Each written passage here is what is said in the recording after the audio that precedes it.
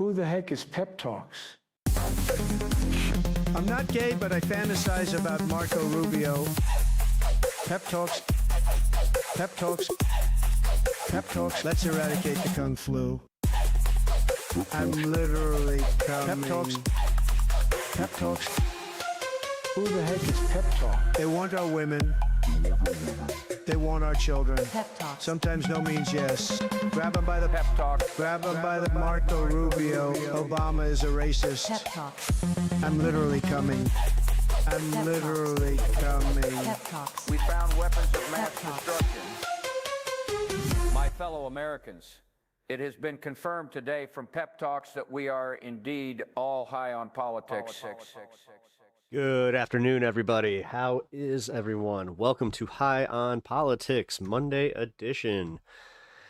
Oh, man. Okay, so today is it's going to be a day.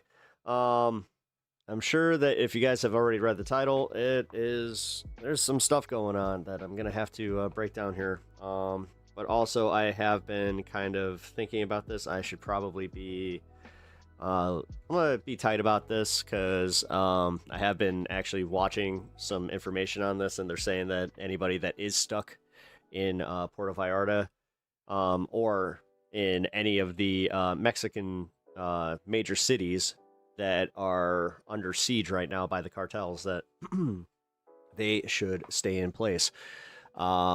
Sylvie. Oh, what's up, Sylvie? How you doing, bro? I'm so fucking tired. I didn't get any sleep. Yeah, I didn't sleep at all. But you know what? Here I am. We're gonna do the thing. We're gonna be covering the news. I'm gonna be going into it a little bit sooner than usual, because this does kind of play into my personal stuff. Because now it is personal. I'm gonna go into it. So today, I woke up and I saw that there was some stuff going on in Mexico before I went to bed, but I didn't think anything of it because it was in a completely different area than where my pops is. And then, yeah, this morning I woke up and sure as shit, the very first thing that I see about this, the situation that's going on in Mexico, I recognize one of the buildings right away. I was like, oh no. Oh no. So I spent the majority of my morning trying to get a hold of my dad, which is not easy right now because communication is kind of scarce. Because, yeah, he said that the cell phone signal keeps bouncing in and out. So, like, he'll, for a little bit there, he'll be able to kind of contact out.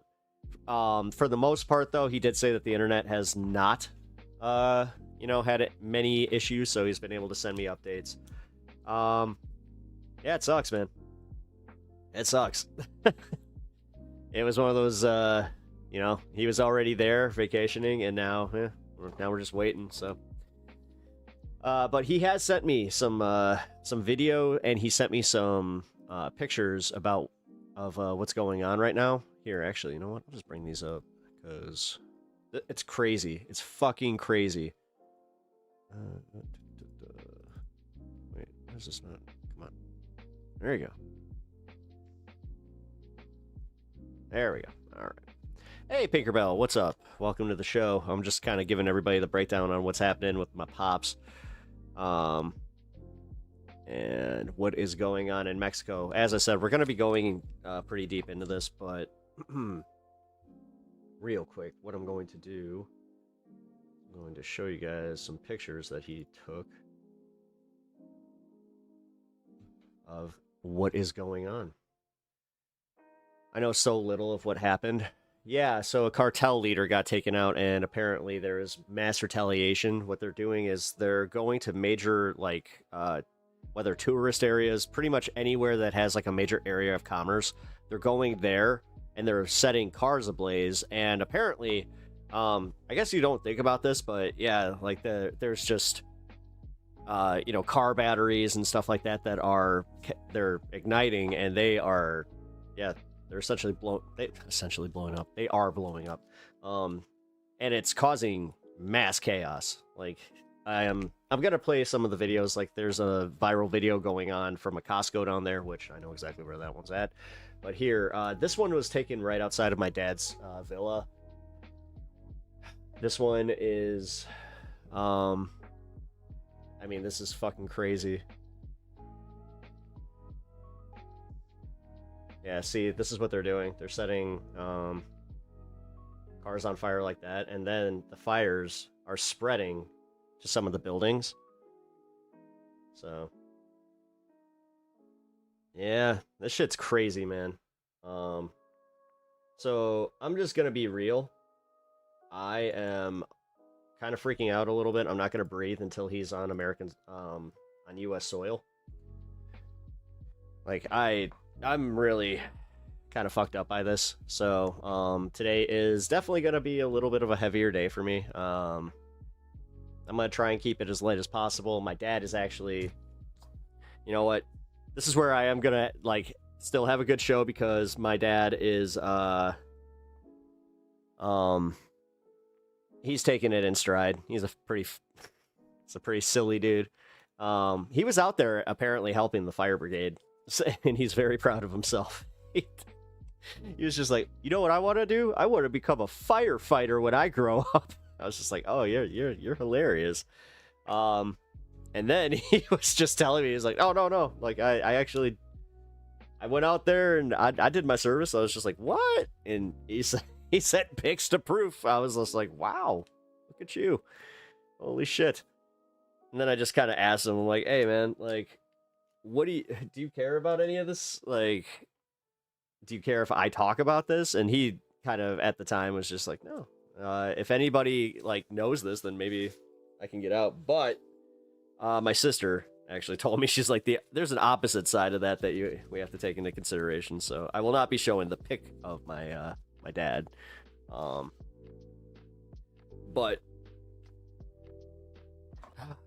this is fucking crazy. So I'm gonna just break this down. Okay, so one of the most dangerous cartels in Mexico, their leader was targeted by a Mexican paramilitary operation that was coordinated with America, but I'm not sure how much of that really has to do with it.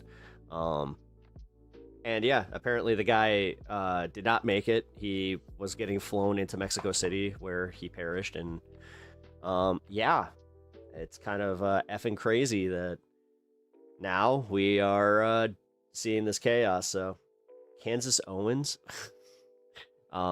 lies, sitting there with the Enron logo. And you're saying lies.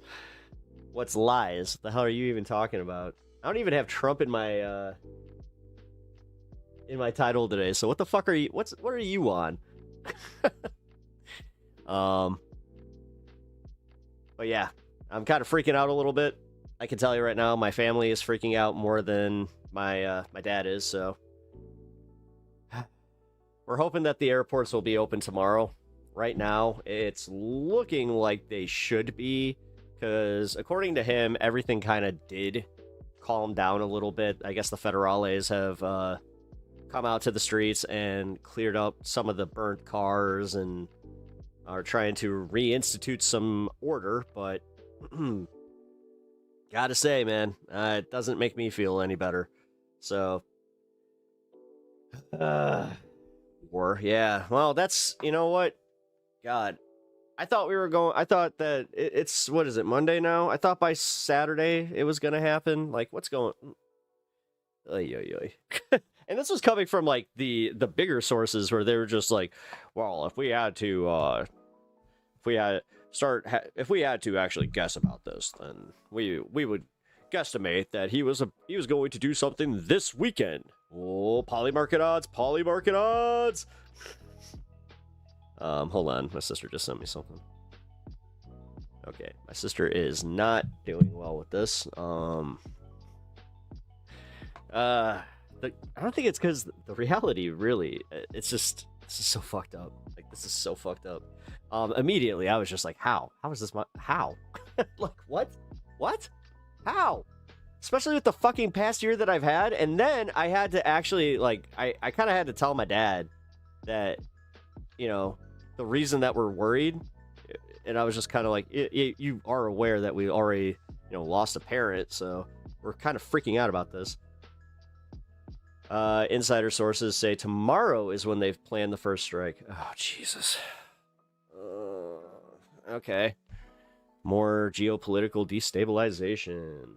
Yay. Let's try and get everybody not thinking about how the economy is not doing exactly too great. But yay. But what up, Fred? How you doing, brother? Good to see you. Glad that you're here. Hermit, how you doing? Always glad to see you over on Twitch, maintaining that that streak I see. Hell yeah. But all right, so I'm gonna be playing this throughout the night here for people that are just kind of joining us. I'm also, I think I might have to change the title because yeah, you know what? I'm going to. Let's see that.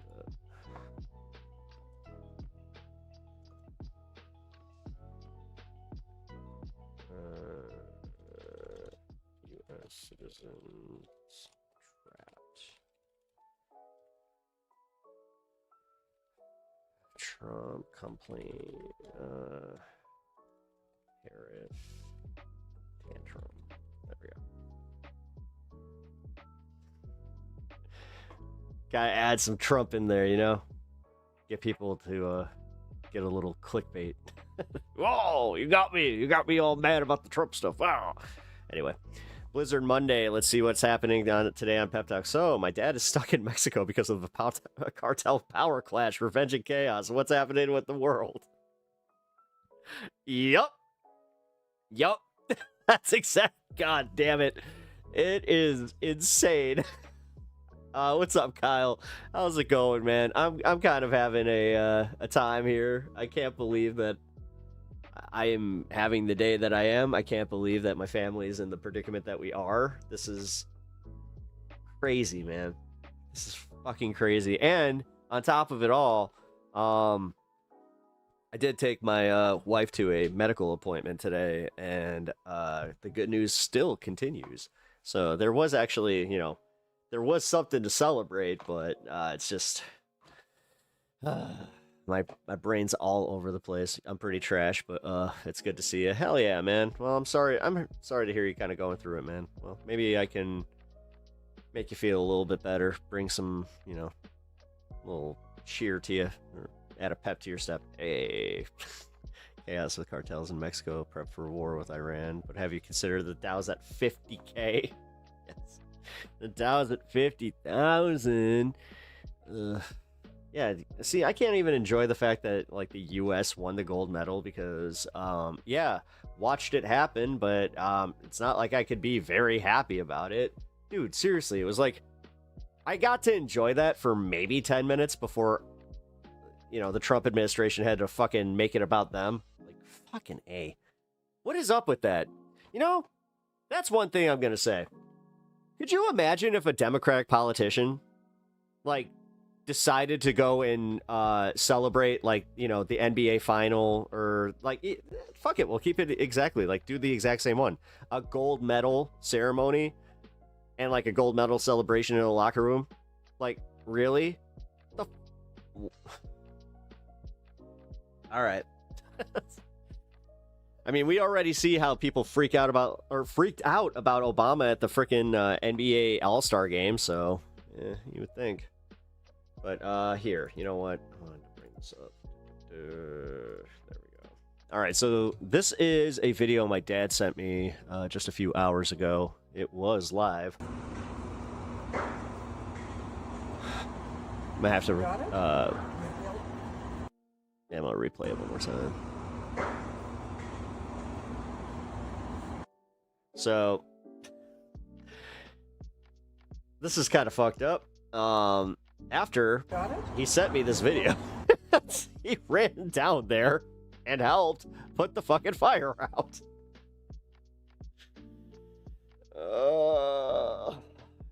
Between my mom with the buffalo and then now this, I'm just... Ow. Just ow.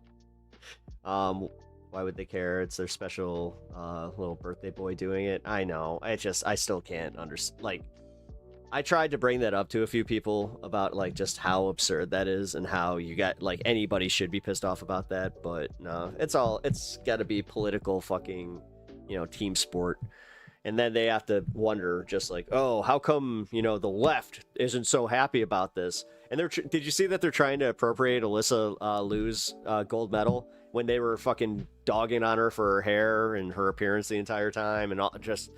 I'm so sick of these assholes. I really am. And you know what? I'm sick of letting them win. When me and Dieter were talking the other day, he brought up a really good point about how the left actually does need to kind of get itself into like, hobbies and sport, and like it would definitely benefit the left. I agree. I fucking agree.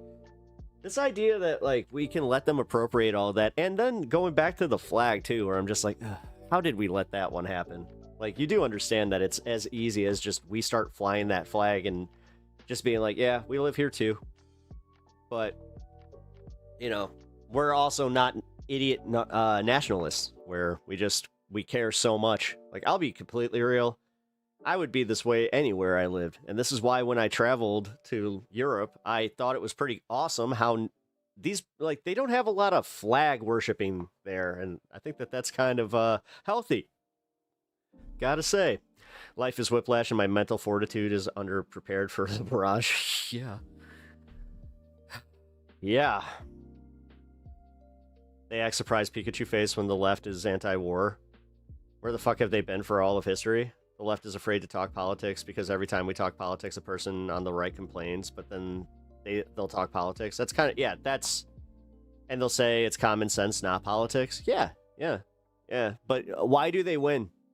Why do they win that with that discourse? Because think about this. Like, we wouldn't even be bothered by it if it wasn't fucking effective. Gonna be honest. Ah, yes. Man, you come here a lot.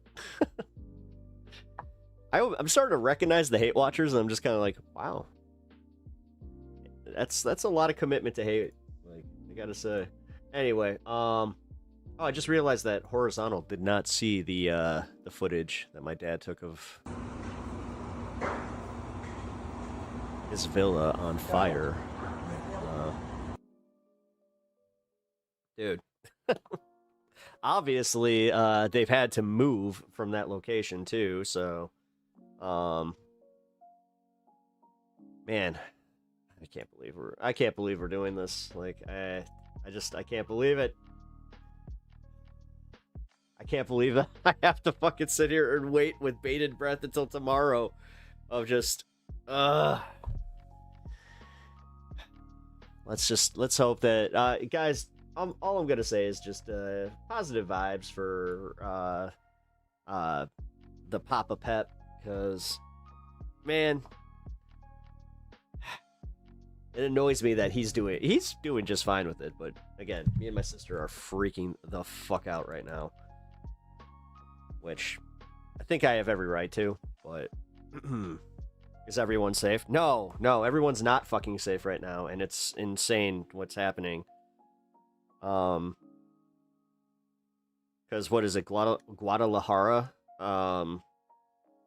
Like their airport is here. You know what? I'm gonna bring some of this stuff up because I have a whole bunch of this stuff that I want to cover with y'all. But it's almost 4:20, so give me 1 sec. Let's try and fix this because it's doing its thing.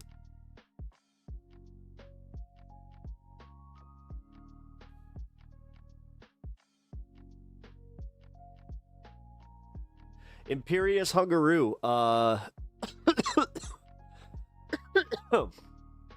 I think I fucked up your name, but if you're in Mexico, where, like, are you near there? Are you on the Pacific Coast?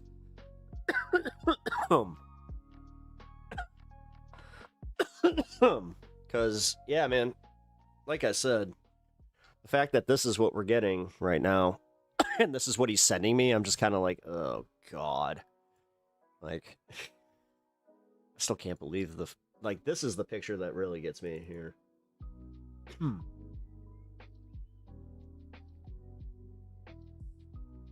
Look at this. Now, because I have been here. So this one is an apartment complex. So this one is like a mix where it's like apartments above, but then it's all businesses on the bottom there. And this one, like right here, that was burned down, was a really nice bar. So that sucks. How am I doing? Jay Airfro, or Airfo. Hello. I'm doing okay. I'm just going over how I have a family member, stuck in fucking Mexico right now. Trump's biggest enemy is the independent voter. Oh yeah. Well, again, try and convince MAGA that they don't want to hear it.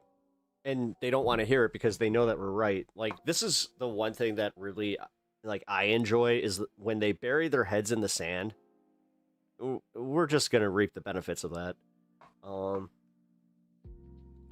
Also, the early voting in Texas should really scare the shit out of MAGA right now. But hope they're okay. Yeah, well, again, we're doing this thing where, I mean, I'm going to wait with bated breath because that's all I can do, but I'm also trying not to be too worried because even he told me not to be, where he was just like, hey, don't worry about me, it'll be fine. So it's like, I'm definitely still worried. What's up, Chris? How's it going, man?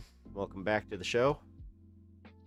Also, I'm gonna just ask if you guys are enjoying the show to subscribe to the channel if you haven't already, and hit that like button as you guys file in here. Really, really helps me out. And also, oh god, there's so much to cover on my own side here because I was gonna cover some other stuff. I was gonna talk about the cancer stuff. I was gonna talk about our cancer fund, which if you guys can help out in any way, shape, or form, I really appreciate it, and it goes a fucking super long way. Yeah, we got some more bad news on that front, so now we're just... Can I just say, I hope that none of you ever have to deal with this shit. I genuinely don't want anybody to ever have to fucking deal with this shit, and that's why having universal health care really is something that I am passionate about, because this is fucked up. It is so fucked up. Especially the way that they keep dicking us around. So yesterday was actually horrible. I couldn't contact my sister. Hopefully she's okay. See, that's yeah, Hungaroo, I had the same problem. We couldn't get a hold of him. And we were sitting, like, it was hours. We could not get a hold of him. And then this morning was when he finally got a hold of me, and I was just like, oh, man. Pep Talk should do some Trek talks. I'm not going to talk about Star Trek, dude. I mean, I like Star Trek, but I'm barely watching it. You want my Trek talks? Here, I'll give you one quick segment. Starfleet Academy is another failure by Alex Kurtzman. They need to get somebody else to start, like, running all of the Trek universe shit. Otherwise, I'm done forever. I could give a shit about Strange New Worlds. They keep... I'm so sick of it. Can we go back to, like... We got so close with Picard Season 3. Like, I want hope in my Star Trek. Not fucking... whatever the hell Alex Kurtzman wanted to make it into. Anyway. MAGA has their heads buried in the echo chamber of Fox News. They are the sailors who don't make it off the ship, the sinking ship, because they had their earbuds in. Plus, Donnie told them everything is great. Sorry about Papa Pep. He'll be all right. Just gotta... I mean, that's the thing. I'm actually more worried about tomorrow. All right, can I just... I gotta be careful here. I'm more concerned about what happens when he gets to the airport. Here, you know what? Where's this? Where's the footage from the airport? Footage from the airport. Here we go. I think this was it. Yes, this was it. Okay. By the way, you're gonna see a lot of Fox News coverage on this one, which I'm gonna be completely real. Bothers me that, You know, MS Now, they kind of like were just like, yeah, we're gonna put this on the pay no mind list. Yeah. Several airlines have canceled flights to Puerto Vallarta because of the unrest following this military operation. United, Southwest, and American Airlines are among those who stopped their service to the popular tourist this was in destination Jalisco. on Sunday. Videos show burned cars and plumes of smoke billowing over the city, with government officials warning of clashes in the state of Jalisco.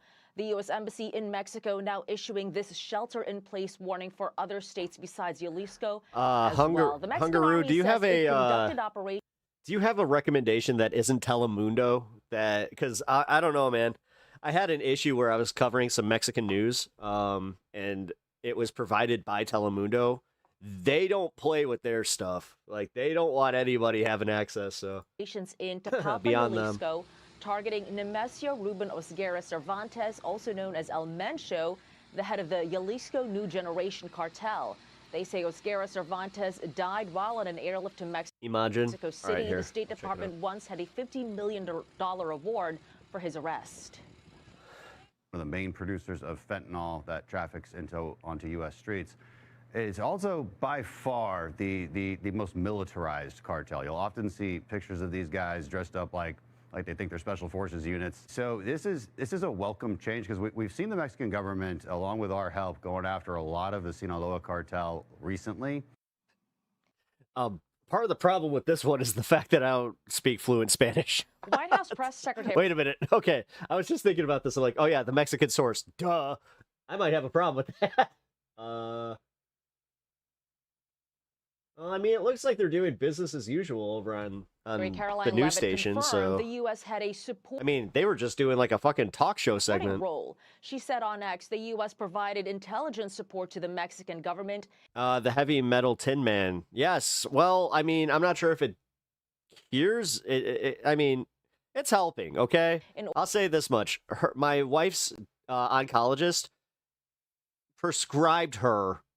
But not like prescribe because we live in a weird state where technically they can't do that. It's fucking stupid. Even with he can get us a med card, but after that it doesn't really have anything,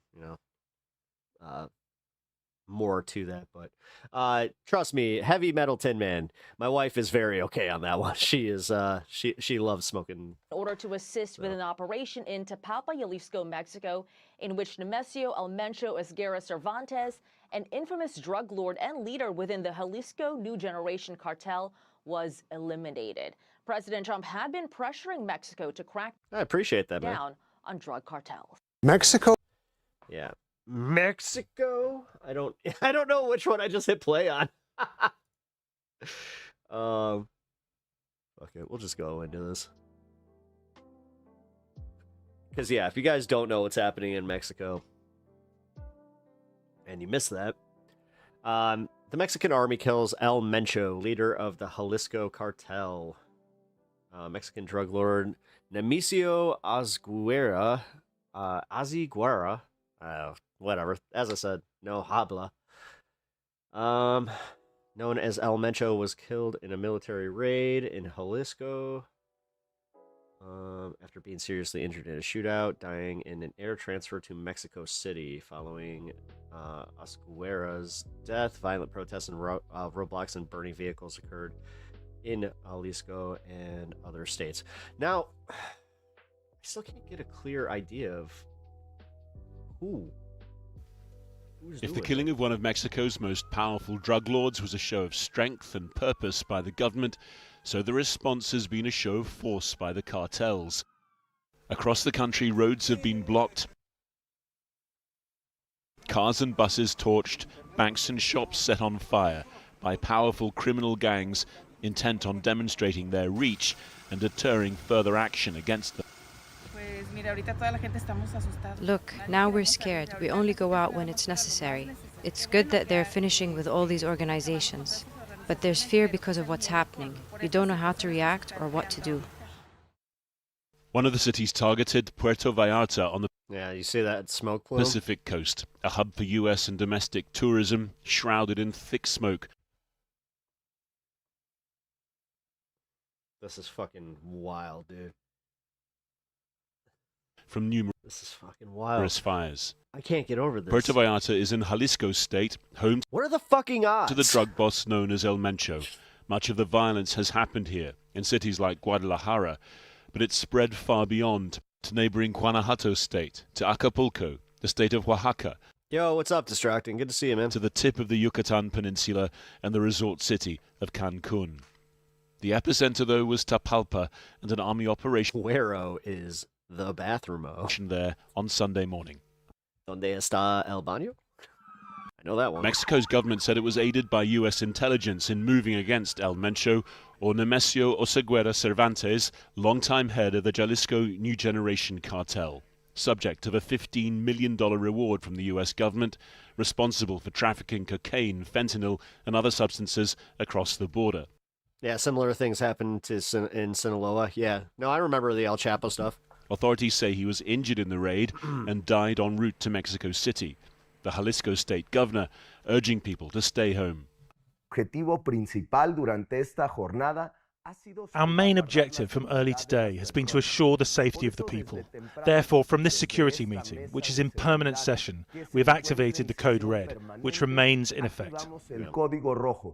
Mexico's been under increasing U.S. pressure to act against the cartel. Yeah, I'm surprised that they might mention it here in a minute, but I'm surprised that they haven't made a bigger deal about how there is which have become ever more militarized. A travel warning. Just controlling territory. And they're also making all U.S. citizens just remain in place until they can get to the airport. As well as running criminal activity. We are going to start now hitting land with regard to the cartels. They are burning civilian vehicles in order to stall the system through fear and terror. Cartels are running Mexico. It's very again, from my understanding, they've already cleaned up. Like, everything that we're seeing now is pretty much already over and, like, cleaned up. very sad to watch and see what's happened to that country, but the cartels are running and they're killing 250. Now, they're a little worried that they're going to continue. 300,000 people in our country every single year. After last year's U.S. campaign against alleged Venezuelan drug boats, such a threat to bomb the sovereign territory of, among other things, this summer's World Cup co-host nation has always been resisted by Mexico's president, Claudia Sheinbaum. Sunday's operation may well relieve some of that pressure. I congratulate Mexico because the Trump administration is constantly threatening Mexico, claiming it wants to send troops, attack the cartels, and that Mexico isn't doing enough.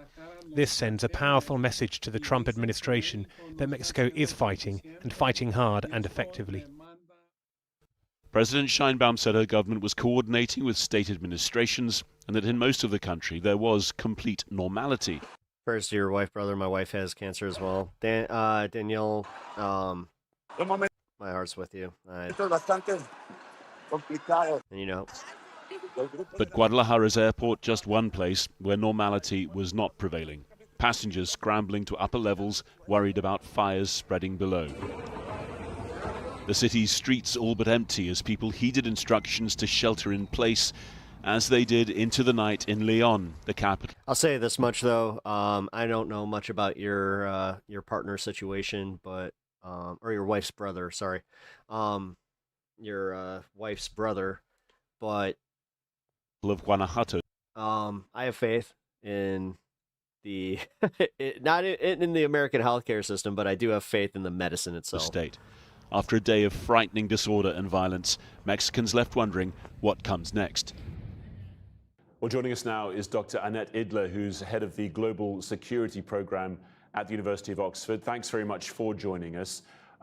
Let's start on where we left off that report, the question of what comes next. What will the Mexican authorities... The sad part is, dude, no, this is actually, I'm going to just say, for anybody that loved to talk about how, like, Mexico's cartel run, blah, blah, blah, blah, blah, that's why this is so jarring, is because they didn't do anything like this. It was kind of like an unspoken, rule where they didn't go into tourist areas and attack, the... be worried about what sort of the main source of the economy there. What scenarios might they be expecting to happen next? In the immediate term, we are going to see or continue to see a demonstration of violence, right? That includes roadblocks. Her shelf looks really cheap. No, not all of us can afford really nice shit. Burning cars and buses, attacks on shops and infrastructure. It works. It's keeping her books up and organized. You know what? Good for her. And we've also seen how the cartels are using armed presence in cities to intimidate people. And that's definitely something that the cartel is continuing to do to just show that they can still paralyze daily life. The key question, I think, really, well, it's not like rule, but you know what I mean. For the like Mexican authorities, can the security forces contain what unspoken we're seeing right agreement now to a somewhat short-lived shock, or will this instead turn into a spiral of acts of more retaliation and also opportunistic crime by splinter groups? And is there the possibility that within the organization itself there could be factions vying for control, that other cartels might try to impinge on the territory that had been run by El Mencho? Florida cancer specialists are literally working for the devil. Until this point. I mean, what kind of fractures might play out within all... What's up, Mouse's Houses? How's it going? Organized crime inside Mexico now. It's very likely that we're now going to see fighting between potential successors of El Mencho. This is just one leader and a very important leader. And of course, the killing has been very symbolic and a strong political statement. But of course, the structure or the organization as such is still intact. So the question now will be, out of those potential successors, who might be able to get control of key revenue nodes like ports and the Pacific routes, also the precursor import. It's almost like we're very ineffective at actually stopping cartels, and we're good at this symbolic bullshit where we just kind of let them, we kneecap them for a little bit, and we get the fucking symbolized, oh, look, we got the leader. Channels and kind of this very strategic border corridors. So that's happening inside the cartel. But then in addition to that, of course, the Mexican military. Of course, it's very likely. The U.S. had nothing to do with it outside of we provided some free intel. That we will see more violence between... But trust me, Trump wants to take credit for this just like he wants to take credit for the fucking the hockey gold medal, which, yeah, Trump had anything to do with that. Remains of the cartel and other fucking rivals. Christ. So that the amount of people I've seen, like, especially like the biggest shitheads on the planet just going like, yeah, but they inspired them to play harder. That includes still the Sinaloa. That's why it went to overtime. Cartel, which has been weakened somewhat, but is... And honestly, if it wasn't for our goalie, we would have lost that game entirely because that stick save was incredible. Still, of course, very strong and anyway. present. And then in Mexico, what we're also seeing is like a patchwork of different regional groups. So it's really something... That's not what... Again, you coming in here and just assuming that's what leftism is just makes you look like the biggest asshole. That extends... Like, you obviously don't understand anything about leftism. Like, you have a preconceived notion of just, oh, they're all anarchists and they just want to see the world burn and they don't want any barriers, even though I don't call out libertarians for the same type of fucking mentality. Oh, wait a minute. Across the entire country. And what about El Mencho's cartel itself? What do we know about its scale and the kind of operations that it's been carrying out? They are involved in fentanyl and synthetics like methamphetamine trafficking.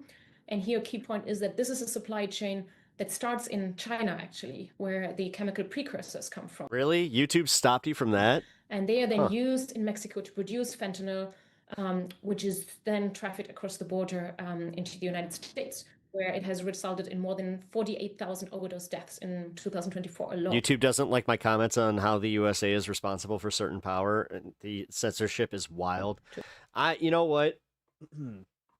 If I can find a web host and set up like a website that can cater all of my give you an idea of all my streams, then the size.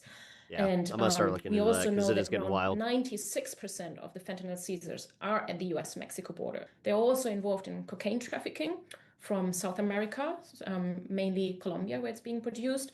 They have strong alliances even with Ecuadorian gangs because it's on the transit road to Mexico.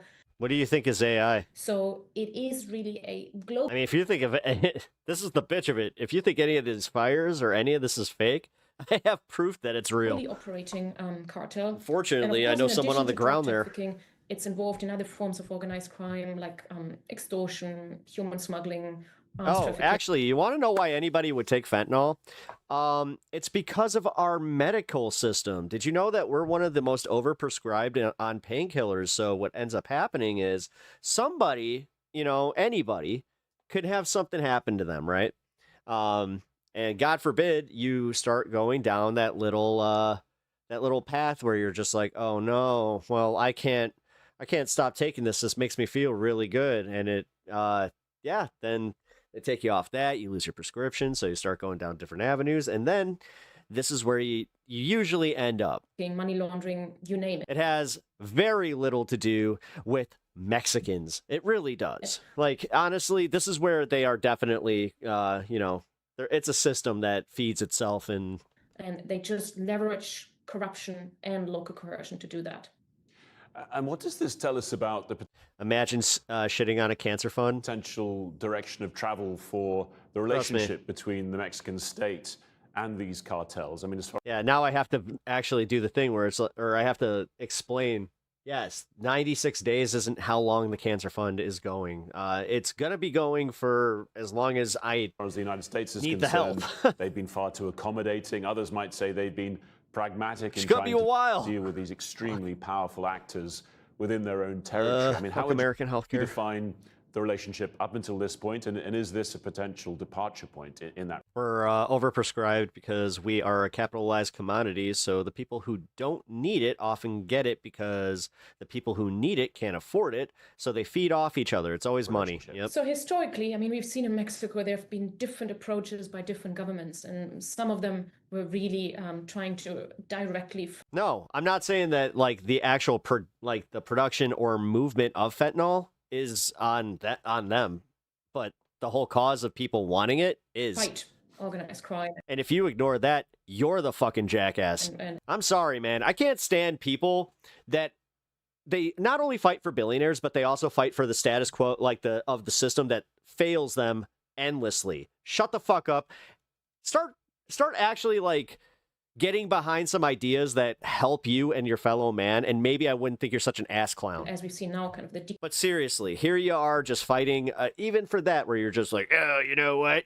Yeah, where do they start their fentanyl addiction? Without any hint of irony, where you're just like, oh yeah. Strategy. Others have been more, if you want, complicit, or we've seen a collusion also between state officials and the criminal groups. But throughout, unfortunately, they have not been very successful. So what we've seen right now is kind of a change in the way in which the send super snacks structure. Oh yeah, super Over snacks time, for they've shifted from more monolithic cartels to more fragmented, localized splinter groups, and this is kind of what we are seeing right now. So in that sense, even though it is a major blood, it's common sense though. Supply and demand. If Americans didn't have such an appetite for the drugs, then it wouldn't be a problem, which goes to a much deeper issue. Yep. blow.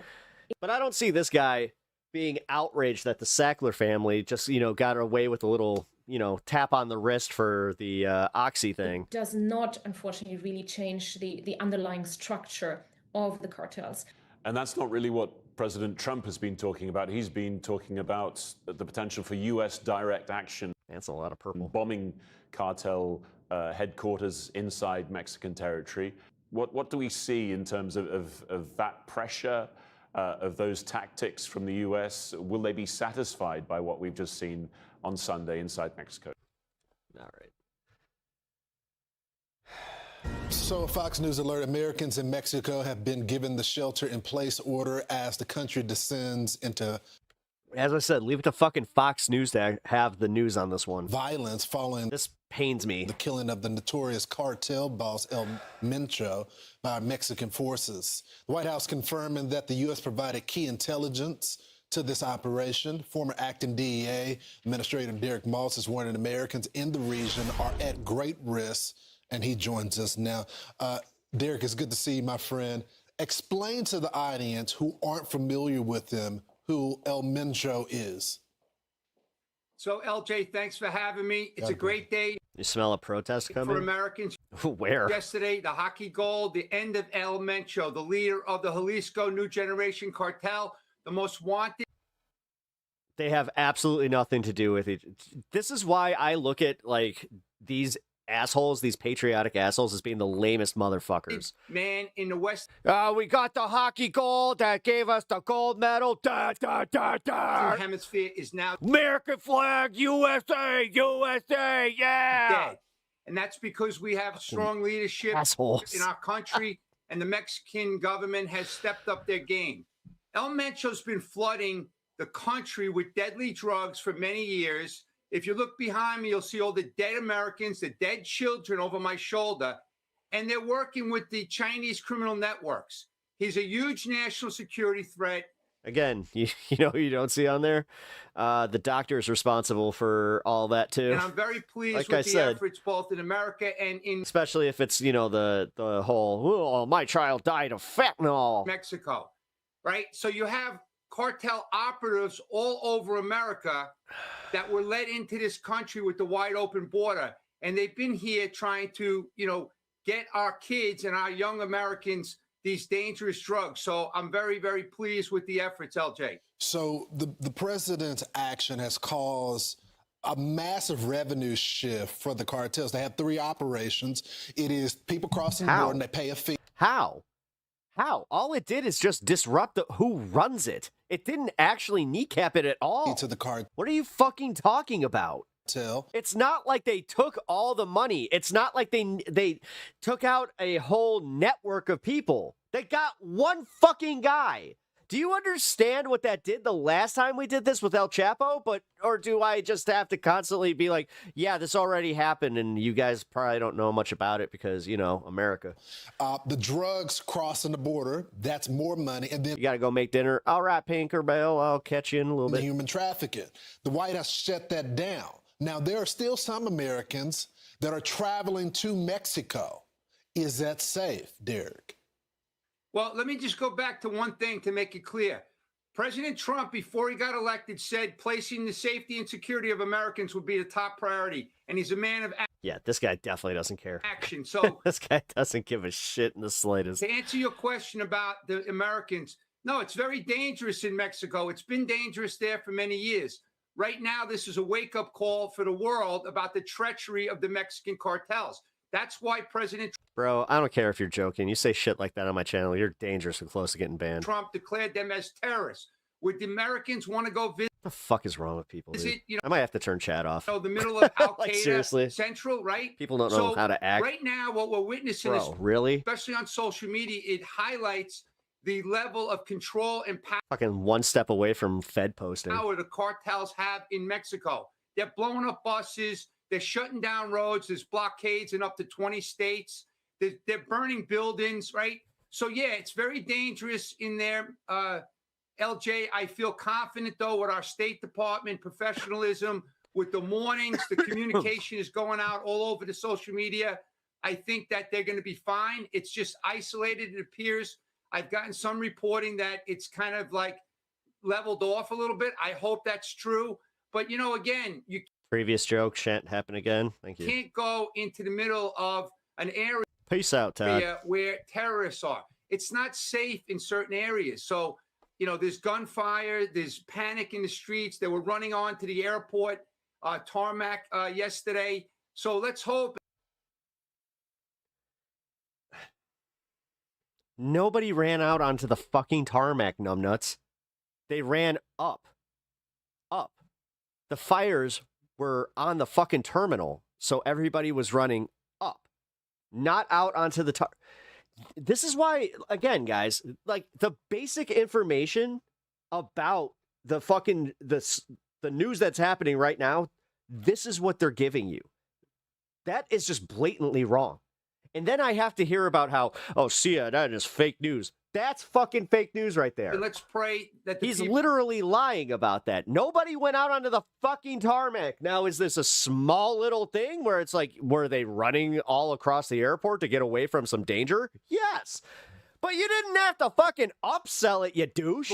But again, this is why, guys, this is why I really do harp on this, where it's just like, no, guys, they are shameless. They are fucking shameless. Get out of there and get home.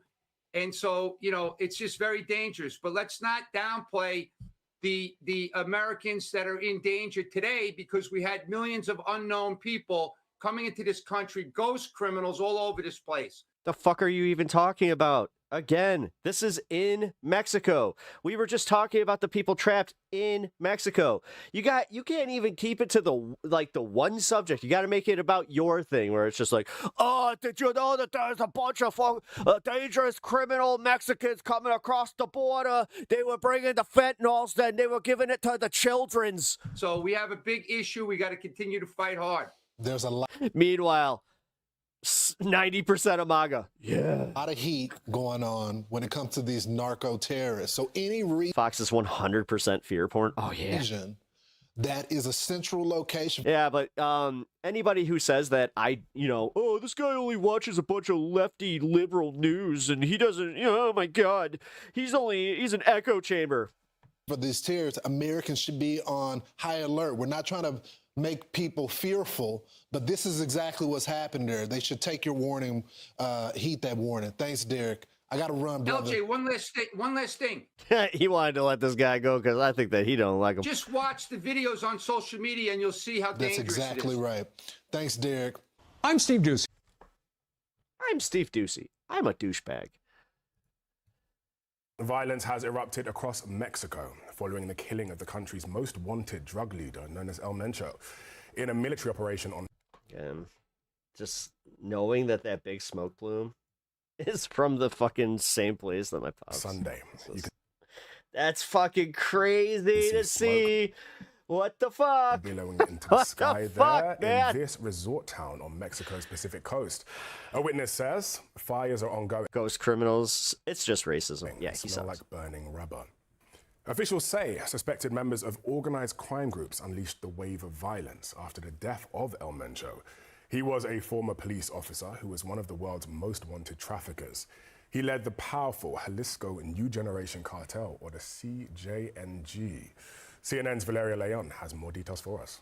Everyone makes echo chambers for themselves. It's pretty natural to surround ourselves in harmony. That's a thing that the left doesn't do. Dude, I'll tell you what. One thing that you get from leftist streams is we're talking about shit that makes us, passionately angry and like the injustice of everything. We're not just constantly just like, oh yeah, did you see what Donald Trump did today? He pissed off a bunch of liberals. Based. Fire, smoke, and chaos across several Mexican states. Did you see that he did another thing that makes it a lot better just to be a white guy? Based. Cities brought to a standstill as criminal groups retaliate after Mexico's most wanted drug leader died following a military operation Sunday. Blocked highways, drivers forced out of... Yeah, so all of this stuff is apparently cleared up now. Cars at gunpoint, trucks and buses set on... Yeah, so, again... what we're seeing right now was yesterday. Fire. Nemesio Oseguera Cervantes, a former police officer known to most as El Mencho, was the leader of the Jalisco New Generation cartel, wounded during a Mexican military operation and later died while being transported to Mexico City. The U.S. played a role in Sunday's operation, according to U.S. defense officials. I don't disagree at all. It's vital to see how the other side, it's vital to see the other side so we can talk. Seems talking is getting harder and harder these days. It's a damn shame. Though it's unclear to what extent. As fear spread, many Mexicans spoke out calling for an end to the violence. People are aware You're not wrong. of this violence, and what they want is peace, to live in harmony and justice, not in war. Blockades were reported across various states, and classes were suspended in at least 3 states as officials tried to contain the violence and keep civilians off the streets. I'm tired of seeing this continue every single day. Under El Mencho's command, the cartel expanded rapidly, challenging rivals like the Sinaloa cartel for control of territory and trafficking routes. According to U.S. and Mexican officials, El Mencho managed to avoid capture for years. His detention and death is one of the most significant blows to organized crime in recent years, and the first high-profile operation under President Claudia Sheinbaum. The fall of El Mencho may mark...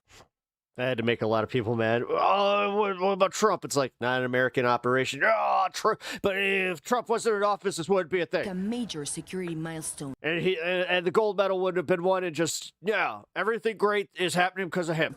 But with tourism, foreign investment, and security for the 2026 World Cup at stake, the world is watching how Mexico handles what comes next. I mean, we know what comes next.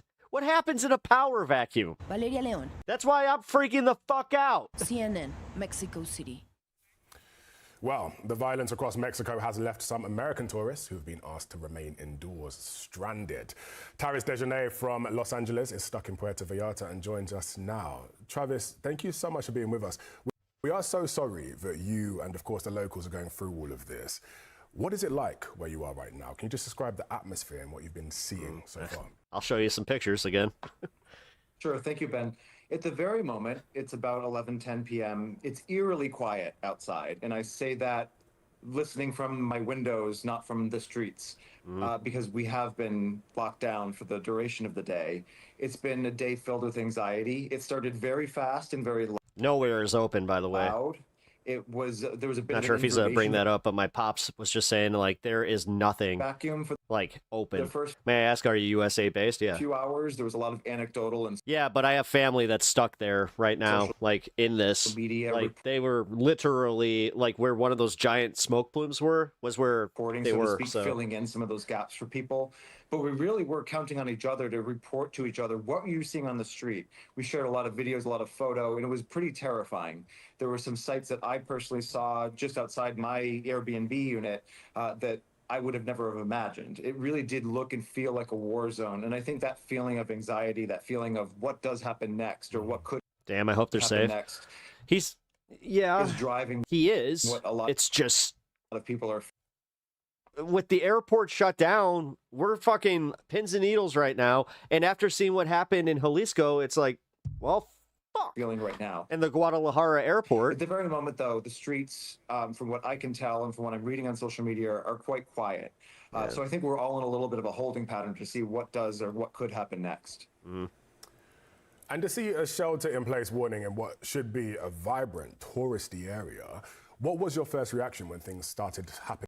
To be fair, this helicopter didn't have to, like, it didn't have to really go far because the Navy base and, like, a lot of their military is right there on the Malecon. So suddenly.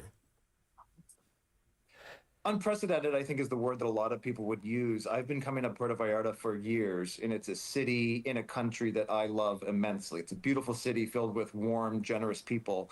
And it's also a place where Canadian tourists, American tourists, and tourists from around the world do see a safe haven, a bit of a paradise. So it is jarring to have that contrast, and especially when you see some of the visuals, some of the sites that... Like I said, well, there was like an understanding that you don't go after the tourists. Actually do look like a war zone in a place that has been celebrated as such a paradise. It has been, of course, very jarring. And again, the speed and the loudness with which it all happened was literally alarming. You didn't really have time to think about like what's happening. You really just want to see what's on the ground, see what's out your window.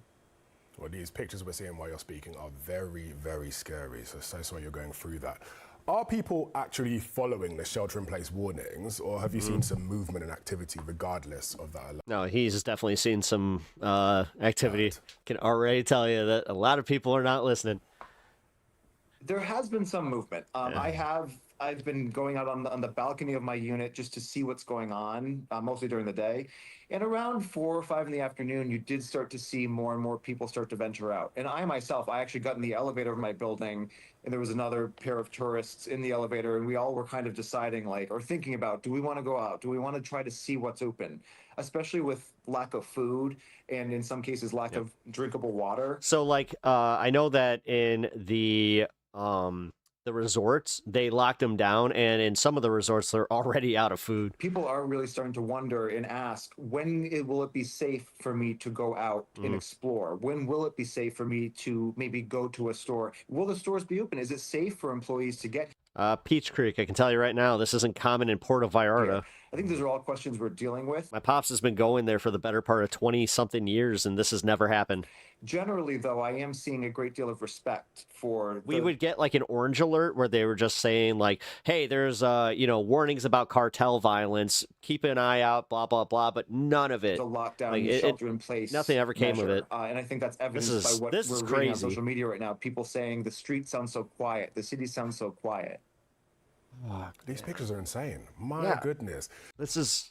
You just tell I'm having a moment in real time that I'm starting to realize how serious this really fucking us is. more about the violence that Oh, people are fuck. seeing firsthand. Tourists seeing these roadblocks and God burned damn it. vehicles. Why did it have to happen to one of the only people that would not take this seriously? Like Because- my fucking this is why like I started getting scared too, is like when I actually talked to him.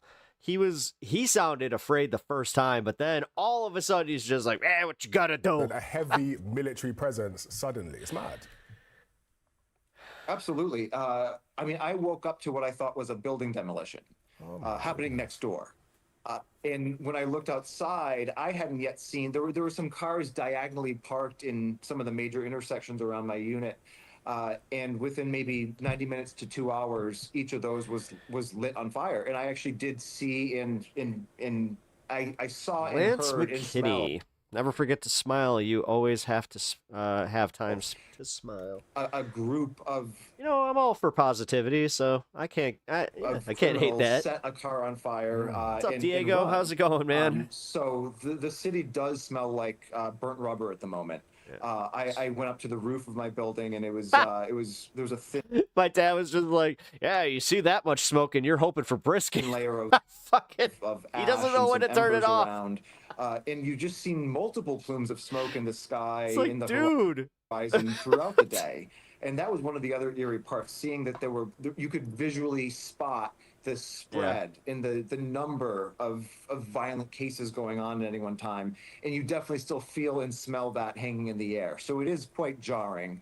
The noise, the visuals, the light, the sound, all of it, and especially the suddenness with which it came on this morning, I think it really did alarm a lot of people. Yeah, it's a palpa.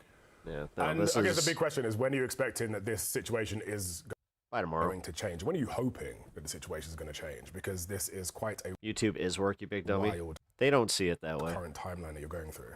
They think I'm just doing it like, oh, he's a hobbyist, blah blah blah. While I am one of the few lucky ones that does, have the ability to make money from my channel. Absolutely. I hope that it would change tomorrow. I hope Hence that why tomorrow I am using that to try and raise money for my cancer or my wife's cancer fund. we're able to feel, all of us, feel some degree of normalcy in safety in this beautiful, incredible city. I'm not, you know what? Today, that one, I don't know. I can usually ignore like the shitheads in chat that like shit on my wife's cancer, but I don't know. Like that one. That said, I also That one really understand pissed me off. a lot of us are dealing with the in-the-moment reaction. Who the fuck is just that damaged as a human being where they're just like, When is my flight going to be delayed? When am I going to be able to oh, she deserves it, blah, blah, blah. find What the fuck? the meal? When am I going to be able to find a way back to my home?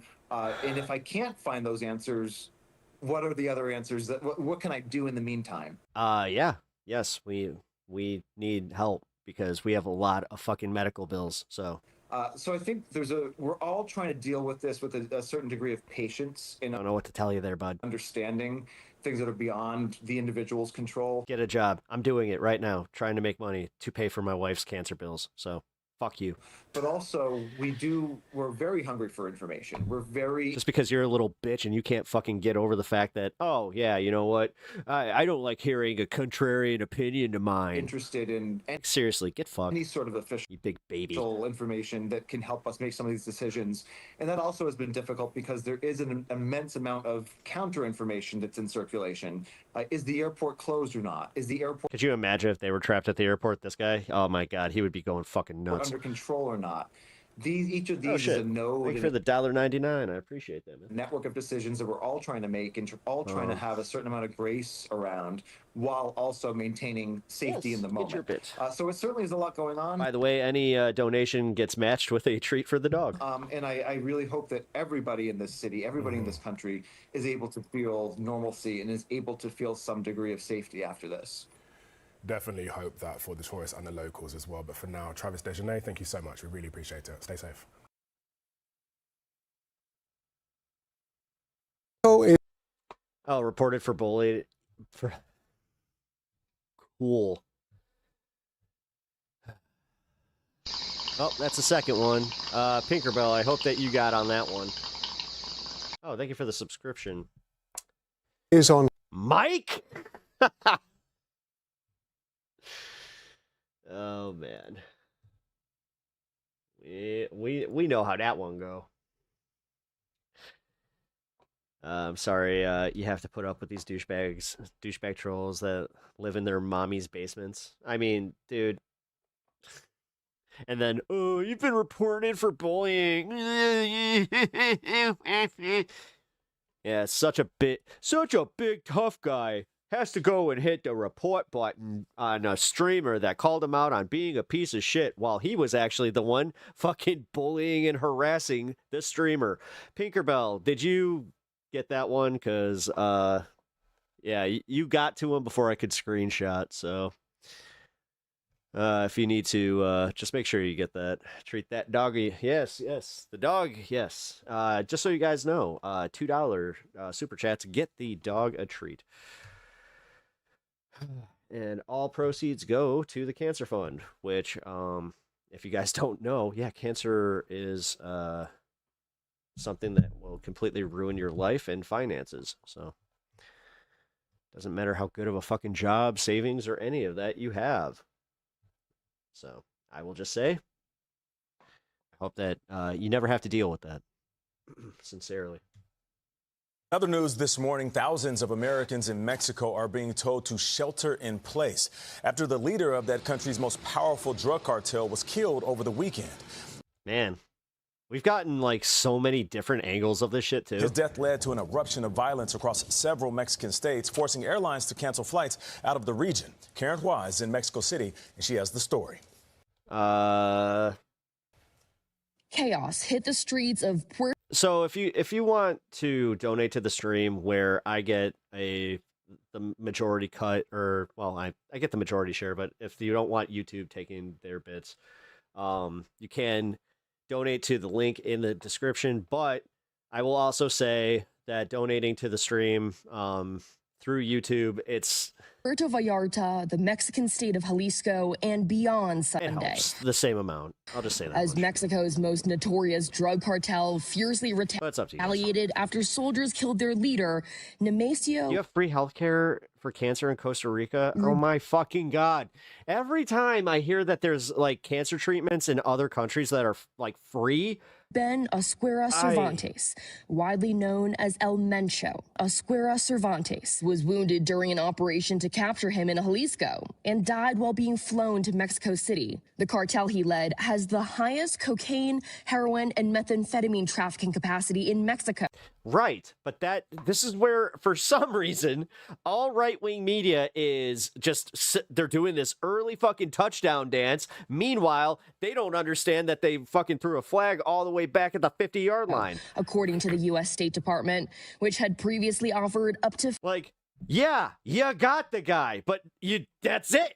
You didn't kneecap any more of the, like, any of the lieutenant, any of this. Like, we're still just kind of waiting for the power vacuum just to fill itself. 15 million. So why are they patting themselves on the back so hard like they actually dismantled this group? Dollars for his capture. The violence also hit Jalisco's capital, Guadalajara, just a few months before Mexico's second largest city is scheduled to host FIFA World Cup matches. Activamos el código rojo. In response, Jalisco's governor activated a code red security alert, suspending public transit, large events, and school activities as authorities across Mexico race to clear more than 250 roadblocks created by the cartel. Wait, who has over 360 million people in free cancer treatments? Europe.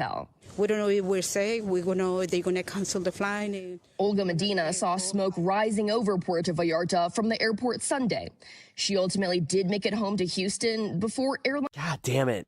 Grounded flights.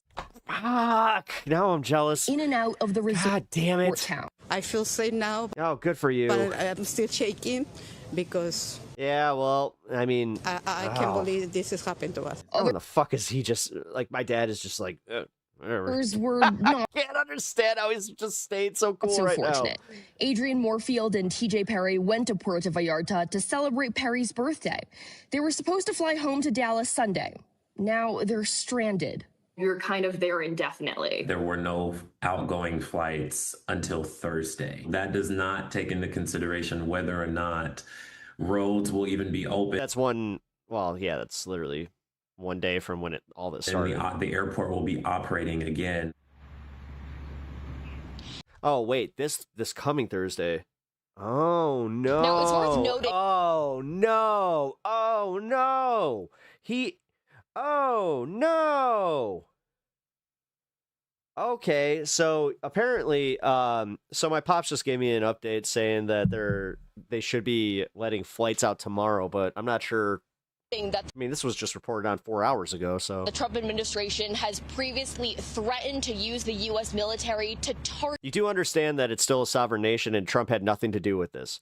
Stop with your fucking weird worshiping of this weird dude. Like, it's fucking insane how much you guys lap this guy's nuts. Target Mexican drug cartels. Like, holy fuck. And while this specific case was a Mexican operation, it's well known that it is genuinely fucking crazy how much people love that guy. The American government and it's not like he's actually done anything for them. They just give him the fifis of just being like, you know what? You're just as big of a piece of shit as me. I'm a great representative for you. So you know what? Everybody is going to love me who's also a piece of shit. Regularly shares resources and Prove me intel wrong. with Mexico to counter these cartels. Gail. All right, Karen, got it. Thank you very much. That's interesting to know. Mexican officials are fearful that violence across the country will continue. Yeah, Etch. Yes, he is. The chaos happening there stems from the military. All right, yeah, real quick, before I go into this, I'm going to pop up these pictures again. Since you're all, for everybody that's just joining us, I have a family member that is stuck there. And these are the pictures that he sent to me of what's going on. All right, so boom. This is at the front of his building. This is where the fire was burning for over 4 hours, is what he was saying. And if you can see the car here, this is kind of what they were setting on fire. Apparently, like, this was their whole blockade idea, I guess. I don't know. Like, they're doing it all over. They're apparently doing it in Jalisco, Tamaulipas, Puerto Vallarta, all over. Military killing the leader of a powerful cartel.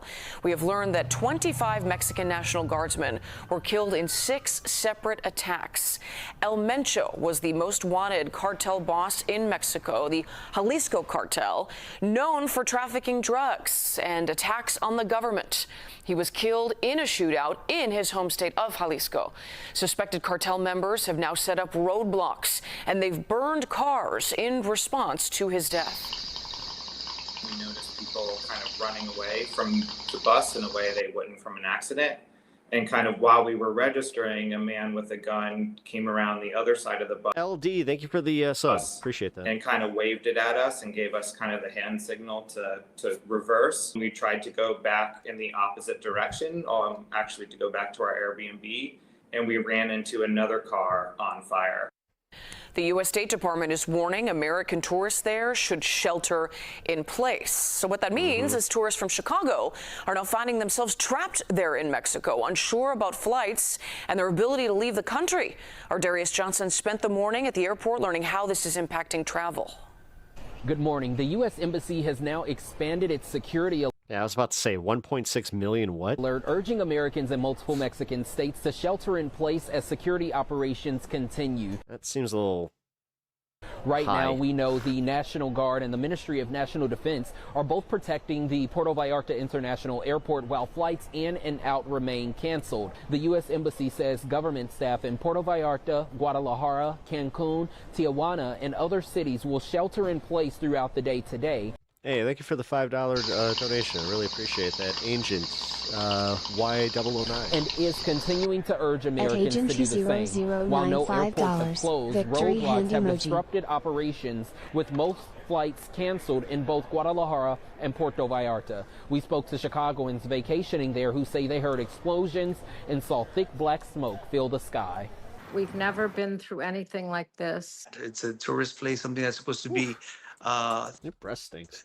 Beach therapy ended up being traumatizing for a lot of people here. Yep. Security experts say these road blockades are a common cartel tactic and warn the situation could remain unstable for days as power dynamics shift. The embassy advises people in the area. It's like the previous guy said, like, okay, even if they open the airports, there's no guarantee that you can even get there. To seek shelter. And I'm not sure if you guys know this about Puerto Vallarta, but there's not a lot. Like the airport is pretty far out from Puerto Vallarta, like as far as, you know, the main city. Stay put and to keep family. The fuck is happening there? The cartels are locking down pretty much all the main thoroughways. Thank you for the $2. I appreciate that, Melly Z. Waving hello. emoji. About your location. Back here at Chicago O'Hare this morning, airline. By the way, if you guys don't see the ticker go up, it's because I have to add it manually. I'll do that in just a second. Lines like United and American have not said when those services, when full service will resume, rather. However, if you are planning to travel to Puerto Vallarta, you're expected to check those airlines, check their apps before heading to the airport. It's like 30, 40 minutes away. To be able to stay up to date on the scheduling of your flight. Oh, yeah. I remember making a joke the first time I went there where I was just looking at my dad. I'm like, yeah, Dad, we could just walk, you know? And he's just like... Reporting from Chicago O'Hare this morning, Darius Johnson, like, CBS like, News Chicago. No. Thank you, Darius. This is going to be worse than a few days. Jess, can you have a little bit of positivity? Unfortunately, this one actually, like, literally hits home for me because, yeah, here, like I said, I have my pops is stuck there right now. He sent me this just a few hours ago. Got it? The fact that this is what really bothers me. It's the fact that he was still in the fucking building. It's like, what are you doing? And when I asked him, he's just like, where was I supposed to go? I'm like, oh, I don't know. Anywhere else, I guess. Oh, God. Fucking A, Dad.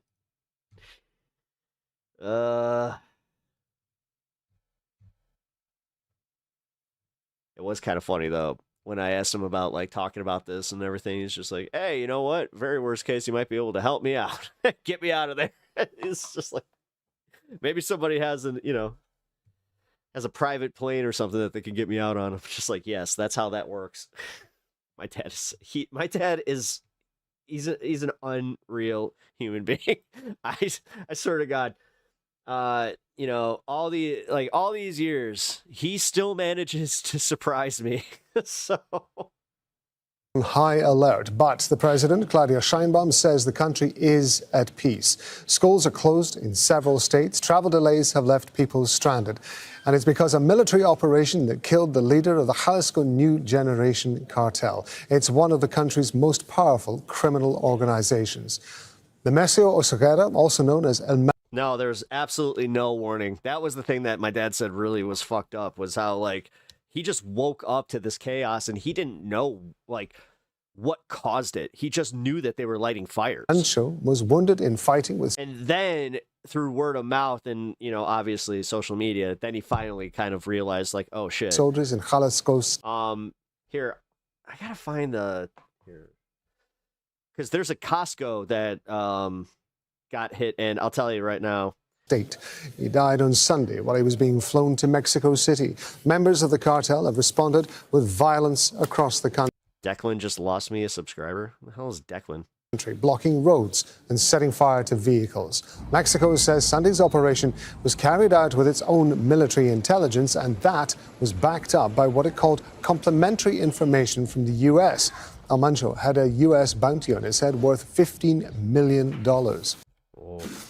Violence triggered by his death has sent fearful residents into hiding. The streets of the Jalisco state capital, Guadalajara, have been almost empty. Stores... If a chatter can lose me a sub, then that tells me that you weren't exactly what I would call a valuable subscriber to me. Pharmacies and fuel stations have shut down. The unrest has spread to the neighboring states of Oaxaca as well as smaller resort towns. And travel warnings have been issued after the killing of Elmencho. Washington has told U.S. citizens in Mexico to remain indoors until further notice. The U.K. is advising against Operation Papa Pepper. Non-essential travel to parts of Mexico, including Jalisco State.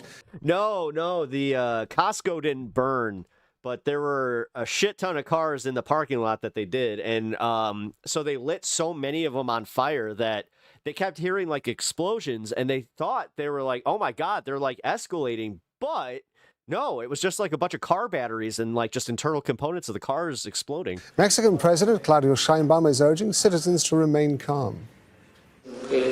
No, Bye Felicia is overplayed. Honestly, it's got to be the one from The Good, the Bad, and the Ugly. Bye. Oh, no, that's not Good, the Bad, and the Ugly. Tombstone. We are bye. Proud of the armed forces' efforts. The most important thing at this time is peace and security throughout the nation. As of today, we have more peace and tranquility. Security Cabinet has been convened, and there is a lot of coordination. So they want to destabilize the rest. Well, yeah, but again, this was Sheinbaum, guys. I have to fucking preface that this was not Donald Trump. This was not a U.S. operation. Assured, we are safeguarding peace and security and normalcy. And people are already trying to say how she's trying to placate to Trump, like this wasn't, something that she was going to do when she did run on that. Throughout the country. We've got our correspondents in Mexico and the U.S. covering the latest. Well, the problem is, Diego, a lot of people are saying that's how these people even get into power safely. We're going to start with John Holman, who's live for us. Which makes sense when you look at all the mayoral races and things like that turn out horrifying. Like, did you hear about the one where there was a mayoral candidate, she was kidnapped and they I don't know how to say this for YouTube. They dandelioned her, what you do with dandelions, and then they took the yellow part of the dandelion, and then they just kind of stuck it on something and then stuck it in the middle of the town. Yeah, it's fucked up. Mexico City. John, so Mexico's defense minister, who was speaking after the president, had been giving more details about the raid. Yeah, there we go. Yes, he was, and it was quite some information. That woman had 37 opponents die during the race. That he gave. First of all, he said how they'd actually been able to find the Mesio Seguer. Allegedly. El Mencho. He said that they'd actually located through their military intelligence a man that transported one of his sentimental partners, his romantic partners of El Mencho. I'll see you later, Rebecca. Thank you for stopping by. To this group of cabins that are in this picturesque holiday town in Jalisco called Talpalpan. And that there, once they found out that he was taking her, the man then said that he dropped her off and that El Mencho was there and he was meeting with her. She then went, he stayed on, El Mencho, and that's when they started to plan the operation. He said, first of all, they sent an armed force by the roads, and that made a circle around the area of cabins in which El Mencho was with his security detail. We know. Oh, really?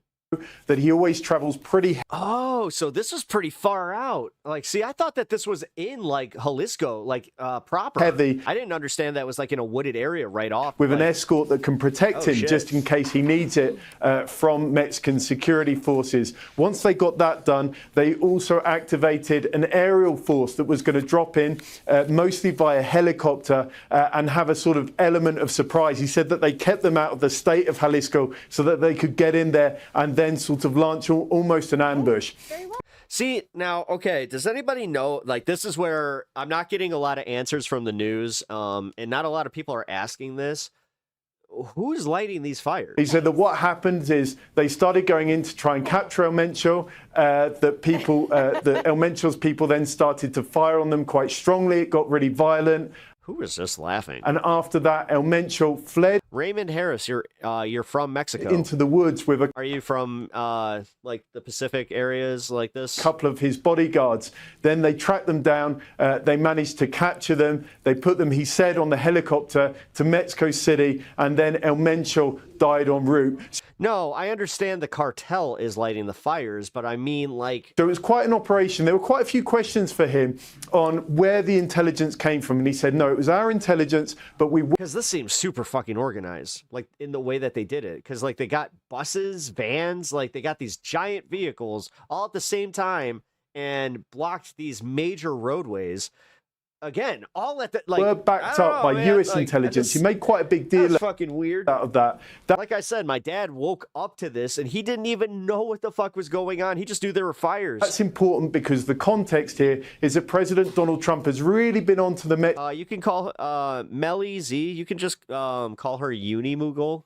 She's not comfortable with her name being out there like that. So, but she shows up in chat here. She's she'll really appreciate that. Mexican government saying you've got to knock out these drug cartels. Politics, what a shit life. Mexico's been saying, no, we can do it our way. Don't you dare come on to our territory to do this. Just supply us with intelligence and we'll make it work. Man, so I've been seeing this shit go around social media all day today, where I saw a bunch of right-wingers just saying like, oh, so are the lefties going to be putting that cartel leader's profile pic as their profile pic? Like, what in the fuck are you trying to sell on? Like, you do understand that the only people that believe that are you, but this is where I'm gonna just say it, guys. Time to push back on this and tell them, no, you're fucking wrong. Nobody supports this. I think he made that point, and he actually started... Nobody supports this type of lawlessness. Crying near the end. He was talking about 3 soldiers... Are you going to boycott Trump's State of the Union tomorrow like the others are? Oh, man, I'm torn on this one because I said yes, I was. I told people I was, but then somebody made...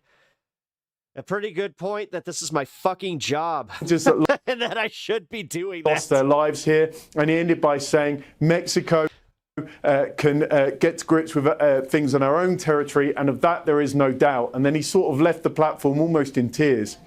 So we've seen this upsurge in violence since the killing.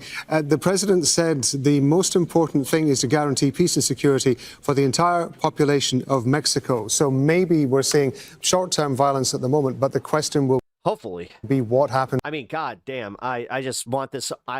Can this stop for the next 7 days so we could get some people out of there? In the coming months. Yes, the left supported Ukraine because Ukraine's a totally different story. Ukraine is one of our allies who Russia attacked in 17 or 16? Yeah, and that was actually a question. Like with Crimea, and then they kept going. Yeah, dude. That's how that goes. And if you want to have, good relationships with people, it's kind of like how when you have friends, right? And say your friend has something happen to them. All your other friends who are good friends show up, but are you one of those friends that doesn't show up when your friend needs you most? And right at the end of the press conference, because it's so transactional that you're like, oh, you can't be of use to me right now. Was asked, you're just a taker to the country's security czar, and he said they asked him what happens when the cartel starts to restructure.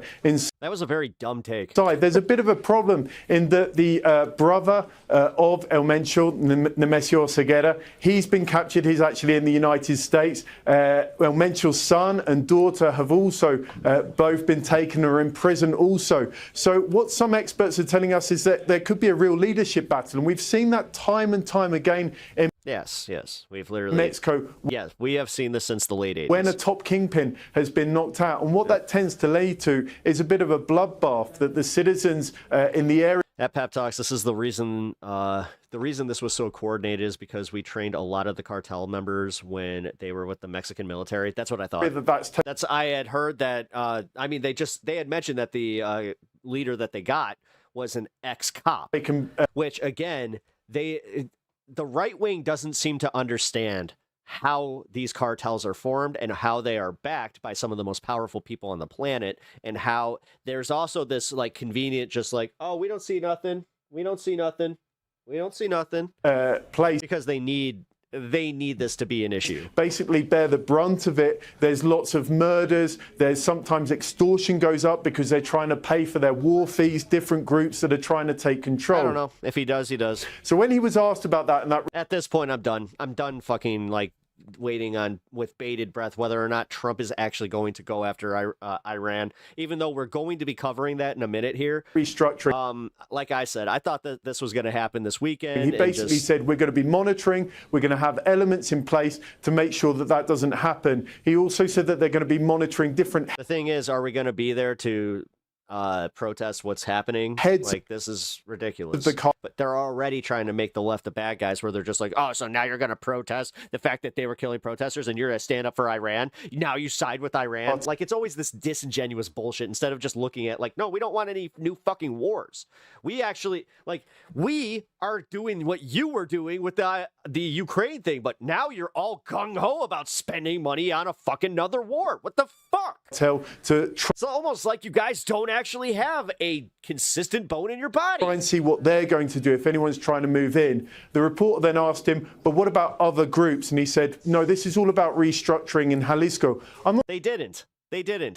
Ukraine didn't invade sovereign territory, motherfucker. Not so sure. Last time I checked, I thought it was an understanding that the second that somebody says, hey, you got something I want, I'm going to use force to take that. That wasn't okay. About that, because the cartel of New Generation of Jalisco was fighting different battles in different parts, especially in Michoacan, an especially violent state in the southwest of the country. Meanwhile, you are following a fascist.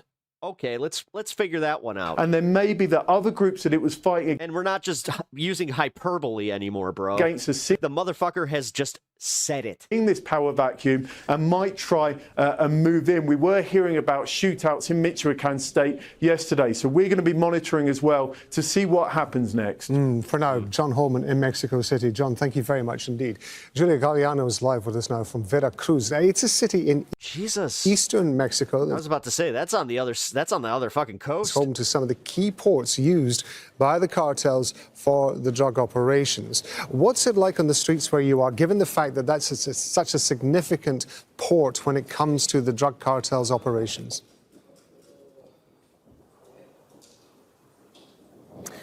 Well, the reality is that after yesterday's killing of the head of the Jalisco Nueva Generación cartel leader, Veracruz has not been one of the worst affected states. We are, as you said, in the east. Exactly, Pep. It's like when we criticize them going into Venezuela, they'd say, so you support dictators, LOL, so disingenuous and ignorant. It's on its premise. Side of the country, and really it's been the West. That's why I've just been refusing to engage with bad faith actors like that. Like, anybody in chat that actually wants to have a real conversation instead of just hearing themselves talk or just seeing their little shit typed out. Western states around Jalisco that saw the majority of incidents. That's one furry microphone. Actually, little inside baseball here. You use that when there's a lot of wind. This killing. That's why you're not hearing a lot of wind interference. It's actually a fires, vehicles. Very professional of her. Being set on fire in the streets and so forth. There were some reported incidents in the northern part of this state, but here. Yeah, and the one report that I do have is that like just that the news isn't saying is that they were random cars. Where we are in, like one of my dad's neighbors, their car got the capital or in the center, in the port city. Nothing really has been happening, but people are of course concerned, as they are throughout the country. We've spoken to contacts of ours in Jalisco and Guadalajara, where this incident took place, and there's definitely a sense of no one being in the street. Businesses continue to be closed, as you mentioned earlier. Schools in half the states of this country are closed today. So despite what President Sheinbaum said in today's morning press conference, that she's obviously trying to calm the sentiment of fear in Mexico. I think the reality of what we're seeing in the streets, especially in the states most affected by yesterday's operations, is fear and hesitation in terms of people's ability to move around freely, even though a lot of these blockades have already been cleared. People are still hesitant. That's why they are like trying to get people out of the airport right now. To go out and live life normally after what they saw happen yesterday. Julia, thank you very much indeed. Julia Galliano there talking to us from Veracruz.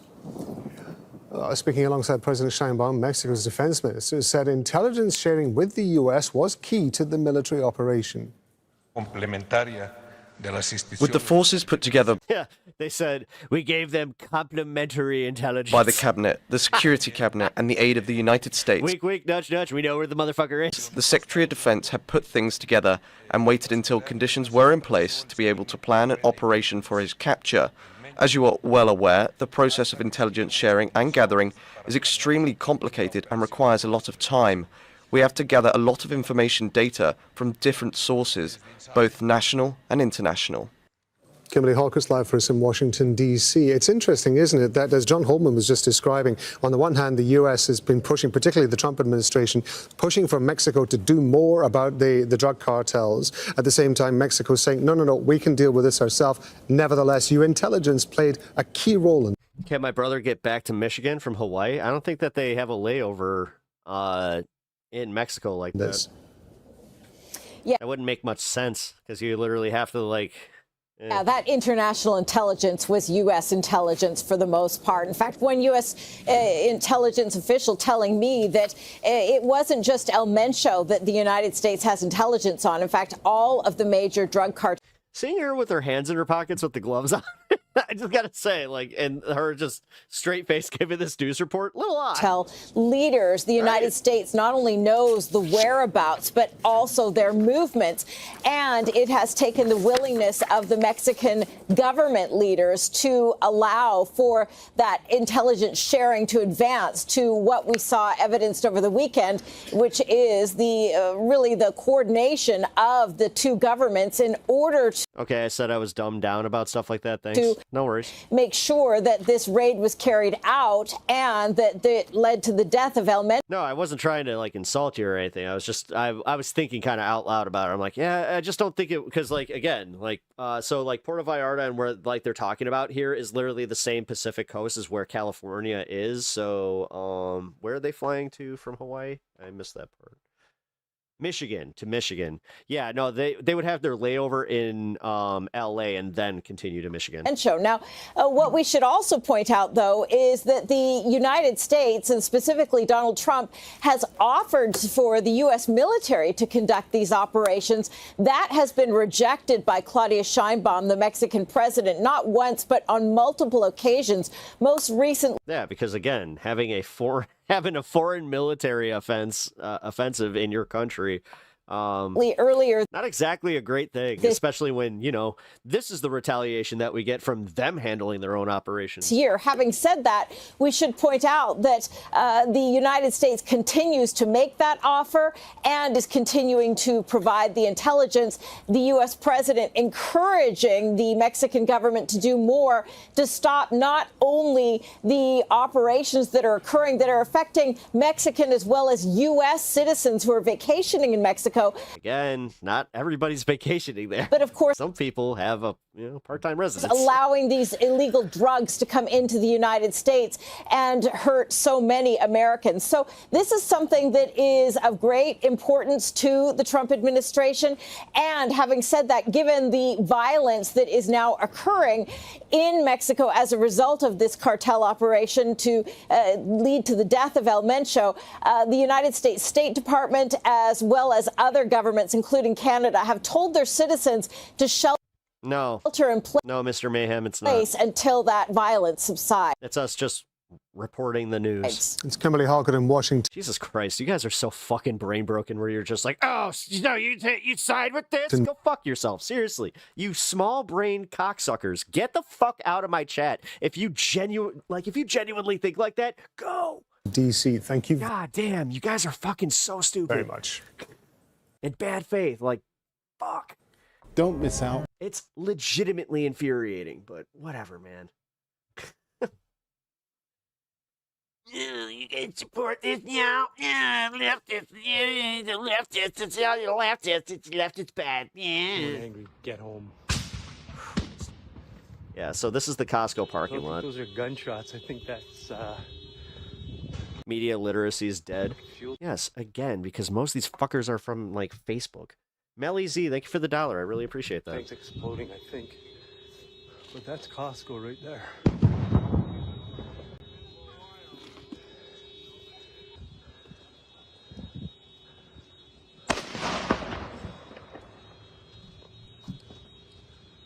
Yeah, you hear those snaps, like those big booms? Those are car batteries.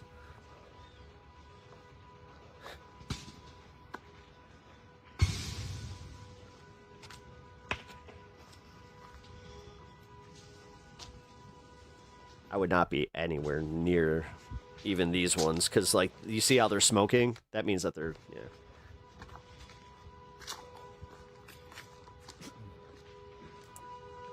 Car fires are nothing to F with, by the way. Like, if you're ever near one, do not stand anywhere near it. Someone angry, get home. One more time. I don't think those are gunshots. I think that's Nope. someone angry. All right. Let's see. What on this broadcast would indicate Pep supports this? Exactly. No, that's why I got so mad about it. I'm just like, I'm tired of this. I really am. These disingenuous assholes. And then again, how big, strong, manly man they are. They get mad when I fucking like call them out on their disingenuous bullshit, and then they're just like, "Oh yeah, well you've just been reported for bullying."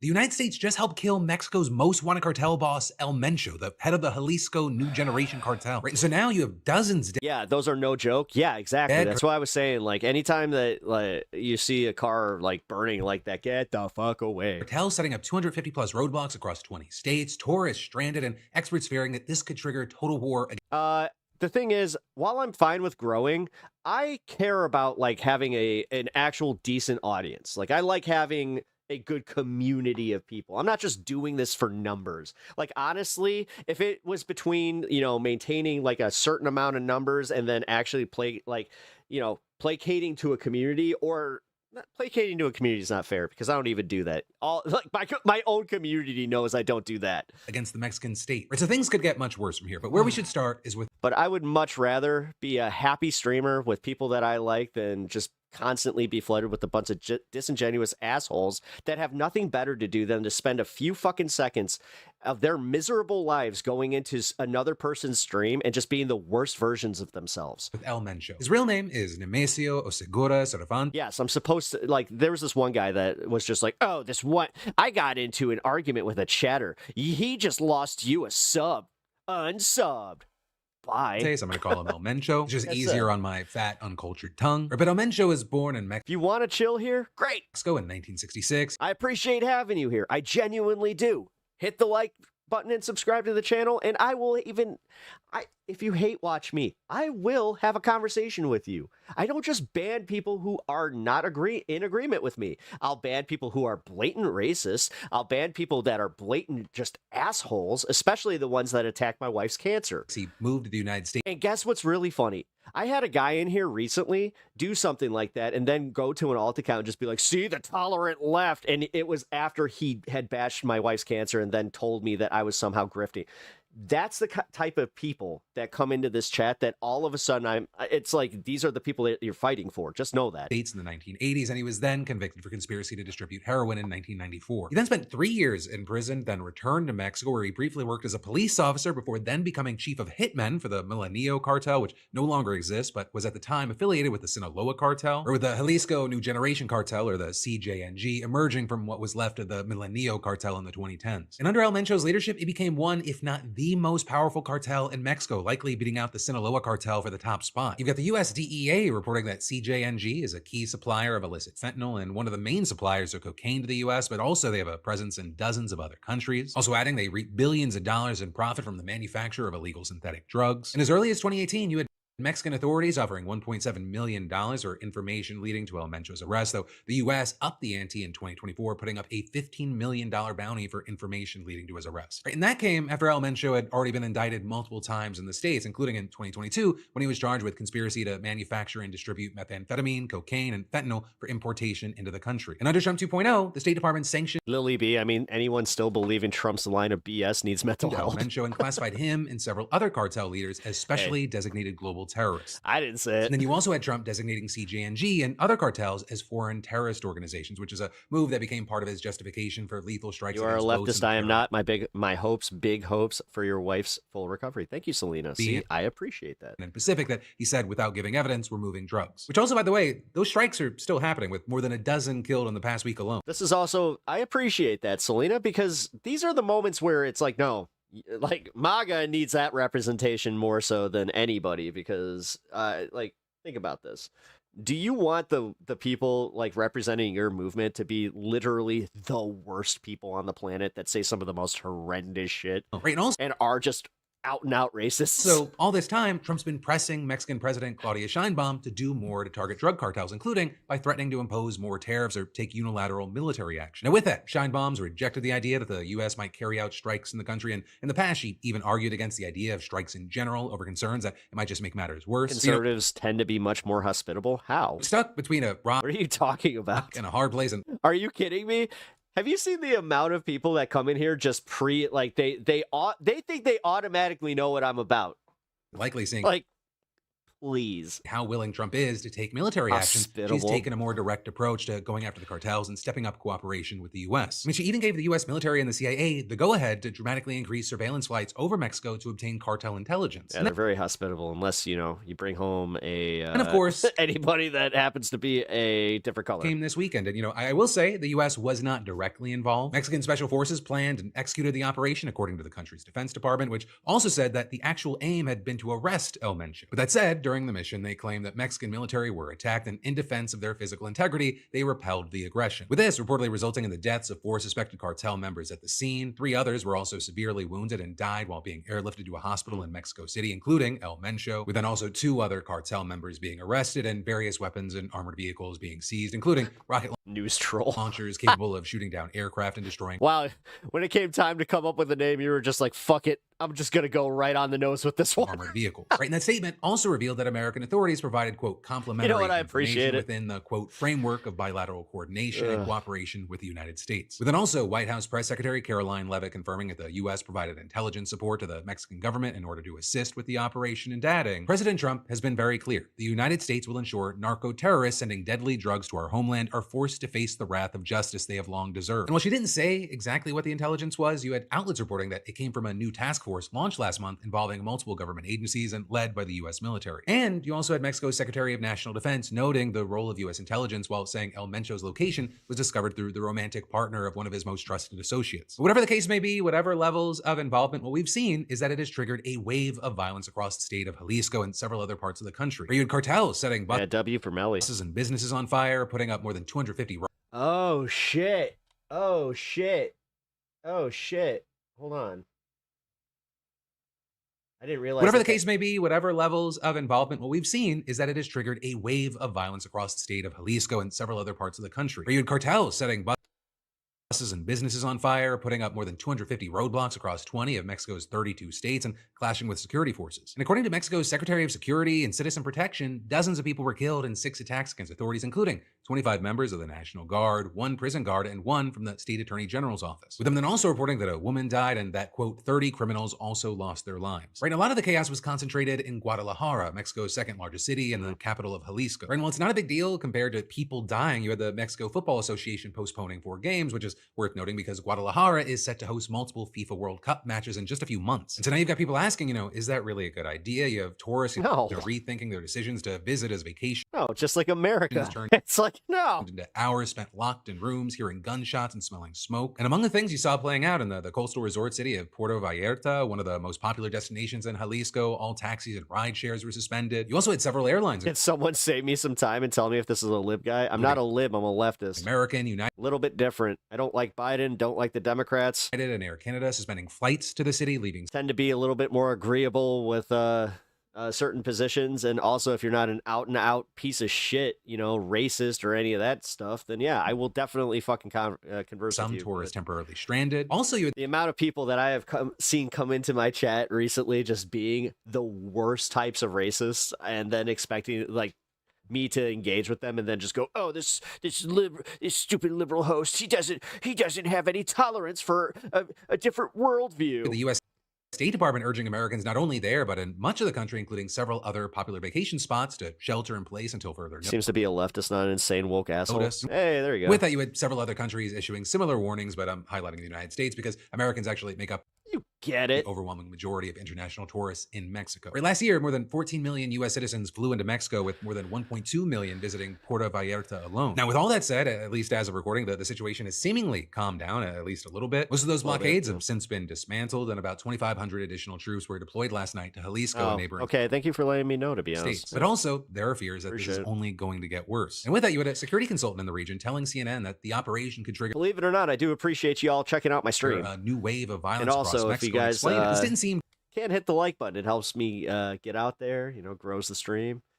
If you guys cannot afford to donate to my wife's cancer fund, that's also the way to help grow the stream, so we can to be just enough get out there. And yes, operation to capture El Mencho, but to exterminate him, to use lethal force to bring him down. In the criminal underworld, every way that we can, because I need to change this number. I just need to such actions are not simply overlooked, with him also claiming they may be getting ready to wage a total war against the Mexican state. And he also went on to argue that the current violence, it's actually meant to paralyze economic activity and impose kind of a national and international I will give a hint of how much we owe. Like, that's just about a quarter. But then also, in addition to that, there is the situation that El Mencho's death, it leaves a leadership vacuum that could spark a war of succession. Right, as one Al Jazeera correspondent in Mexico explained, there is no obvious successor to El Mencho. We can now see different regional bosses in the cartel start disputing for power, saying we saw this happen before when El Chapo was arrested. It eventually sparked a civil war between the different Sinaloa factions. And you also had that same security consultant telling the New York Times, this is good for Washington, without a doubt, because what they are looking for is weakened cartels and a reduction of drug shipments. But then adding, this is bad news for Mexico because smaller cartels. That guy reminds me of John Cryer. He does look a little bit like John Cryer. Cartels mean more violent cartels, and homicides and other crimes will rise. But then also, in addition to all that, there are concerns that the impact of this is ultimately going to be negligible. You've got people like Mike Vigil, for example, a former chief of international operations. Wait, when Trump said he talked to the president of Puerto Rico, who did he call? Dementia is strong with Trump. Yes, it is. Killing or capturing the head of the cartel. When you talk about TDS, we're talking about Trump dementia syndrome. Is not really going to have a major impact. They have to go after the infrastructure, their logistics, the money laundering, their armed wings, and adding. They have to do it quick, and they have to do it efficiently, because if not, there is going to be hell to pay in terms of violence. With Vigil also arguing that the Trump administration has done little to address the U.S. side of the problem. Because for one, the guns and ammunition fueling cartel violence often come from the United States. And two, he said that the administration has made really no effort to reduce domestic. Interesting. I've heard the opposite. Huh. Drug demand, saying if there is no demand or consumption, there's not going to be any cartels. It is a big problem, but the Trump administration does nothing in terms of drug education, treatment of drug addiction, none of that. And actually, as far as Trump, he simply responded to the operation by calling, yo, we need free labor in this country, so don't go giving people ideas that these are non-violent offenders that shouldn't even be in the prison system. That would be wild, because then we wouldn't have all this exploitative labor. What? On Mexico to, quote, step up their effort on cartels and drugs. And so ultimately, we're in this position where it looks Meanwhile, like I said, we want to focus on, fentanyl. Oh my God. Oh my God! It's coming across the Mexican border, and they're the ones taking out Americans. And like I said, where does the fentanyl addiction usually start statistically? Look that one up. I'm gonna give you guys a little homework assignment. Do yours, since everybody here, I don't care what political side you're on, you're good at doing research. Look up where the fentanyl crisis starts at home. I'll wait. Like the United States definitely helped achieve a tactical win, right? El Mencho is dead. But as far as what are the long-term impacts, that remains to be seen. It could be I literally just went through fucking 4 different Fox News sources, dude. So shut up. Positive, but also it could. Could you go through Newsmax? Be catastrophic for Mexico and destabilizing. No, I'm not going to go through your literal version of the worst version of Fox News. At least like Fox News tries sometimes for the region. Only time will tell. We'll hope for the best, and in the meantime, I'd love to know your thoughts. Newsmax is literally just fucking regime propaganda, but here you're literally just going, oh, we need someone that's not a lefty commie. We need sensible news that is controlled and curated by my side, so I can always feel good about myself. But also, actually, while we're talking about foreign involvement, we need to talk about U.S. Ambassador Mike Huckabee saying that Israel has a right to claim most of the Middle East, at least according to the Bible. Right? That is what the U.S. ambassador to Israel told Tucker Carlson during this absolutely wild interview. You know what's really wild? Only non-Christians are the ones kind of freaking out about that one because it's like, yeah, we've known this. Specifically, we've known that this is what they believe. You had Huckabee, who's an evangelical Christian, telling Carlson that he believes that God has given the land of Israel to the Jewish people. And then you had Carlson responding by questioning Huckabee about his interpretation of Bible verses from the book of Genesis. So let's go through this. You've appealed to Genesis. Genesis 15 Welcome to the says it's Abram, it's pre-Abraham, it's Abram, receives from God the news that his descendants will inherit the land. And you tell me as the theologian if I'm getting this wrong, but from the Euphrates to the Nile. I think that's right. And that would include like basically the entire Middle East. That would be the Levant. So that would be Israel, Jordan, Syria, Lebanon. It would also be big parts of Saudi Arabia and Iraq. It would. Selena, yes, we have. Far. I mean, it would be. It's not in like the way like, oh brother, where art thou? Chain gangs, but yes, there are essentially work programs that are filled by prisons. Big piece of land. Does Israel have the right to that land? Because you're appealing to Genesis. Yeah. You're saying that's the original deed. Catarlson. Catarlson.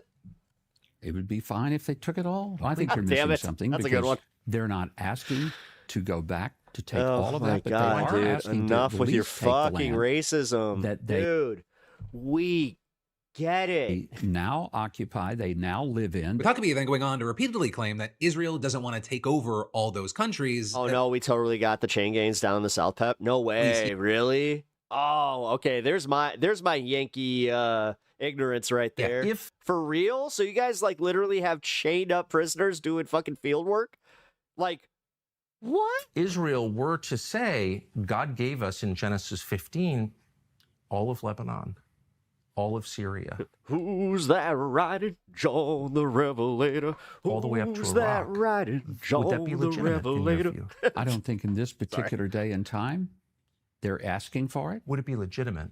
I'm not sure. I mean, if I'm gonna be part of a chain gang, then it's gonna at least have a pretty good a cappella group. That it would be. Why? Because you just said that God because gave it I to think them. that there is an understanding that the highway litter pickup people of Israel today. Wait a minute. So you guys don't like have adopt a highway program? So like for instance in Illinois, we have something where like a organization will adopt a highway and then they're responsible for like, trash pickup, and then they'll kind of work it out with the state where it's like they'll be like, "Hey, this is the volunteer day. We need your help cleaning this up."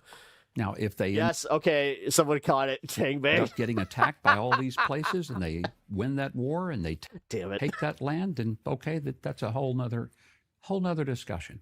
But you and I started out. What did Streamer say earlier? Yeah, I know. No. We started So unsurprisingly, that got a ton of backlash with numerous Arab governing bodies and countries, including the ones that Carlson mentioned, issuing a joint statement condemning Huckabee's remarks, calling those comments dangerous and inflammatory, claiming that they endangered stability in the region, and arguing that they directly contradict the vision put forward by U.S. President Donald J. Trump based on containing escalation. You also had numerous countries calling the remarks a clear violation. Yeah, it's literally, I mean, dude, the fact is, like, of international law, and that notably including when Tucker Carlson is making, like, he's on the side of right, big Trump allies in the region, like Saudi that might mean that you're just overtly wrong. Arabia, which slammed Huckabee's remarks as extremist rhetoric and calling on the State Department to clarify its position. And actually with that, you had the U.S. Embassy in Jerusalem responding by saying that there hadn't been a change in policy, while Trump calling his supporters stupid was the smartest, most honest thing he has ever said.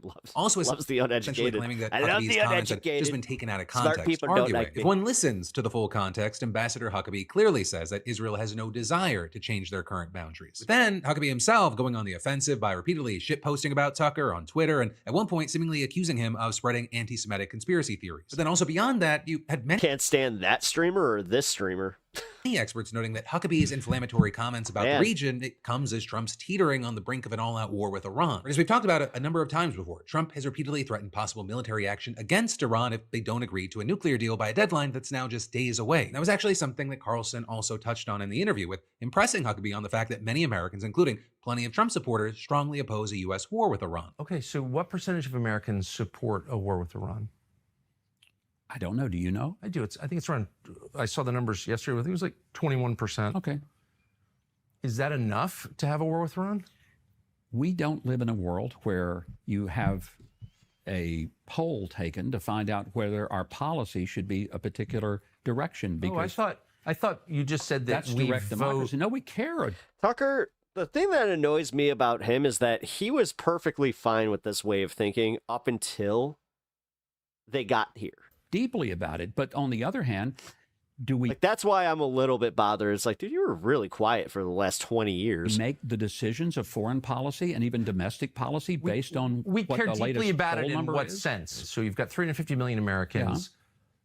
They vote. They voted in this last election on the It's basis. actually part of the problem is the fact that you don't sway or shift. In part of the promise. It's almost like, I don't know. That's a kind of stupid. No more wars. I don't know a single person that has just stayed the same and like just never evolved in anything, let alone politics. Okay, so now we're about to have a war, looks like. You then had Tucker going on to argue that Americans don't think that Iran poses an imminent threat to the United States and that Trump is gearing up to start a war because Israel has been pressuring him to do so. And actually on that note, the same day that the Huckabee interview came out, you had Trump telling reporters that he is actively considering launching a limited strike on Iran. Mr. President, are you considering a limited military strike to pressure Iran into a... Oh, yes, because that's how that's going to work. Just one little strike, and then they're going to sign the deal. Thank you for asking, Moving. Thank you. They don't even believe it. Right, and then yesterday, you had the New York Times reporting that Trump has told his advisors that he'll consider a much bigger attack in coming months intended to drive Iranian leaders from power if they fail to agree to his demands after diplomacy or limited strikes. With sources also reportedly telling them that Trump has been leaning toward conducting an initial strike in the coming days in order to pressure Iran's leaders into making a deal. So that's something we could potentially see in a matter of days because, you know, negotiators from the United States and Iran, they're currently set to meet in Geneva this Thursday for what's been described as a last-ditch negotiation to avoid a military conflict. I guess in other words, we should know in a few days by the end of the week if missiles are going to be flying or not. Maybe. Kind of. Right, and then there's more. Okay. Hey, he's wearing the Pep shirt. I got that same shirt. Okay, here we go. You know what?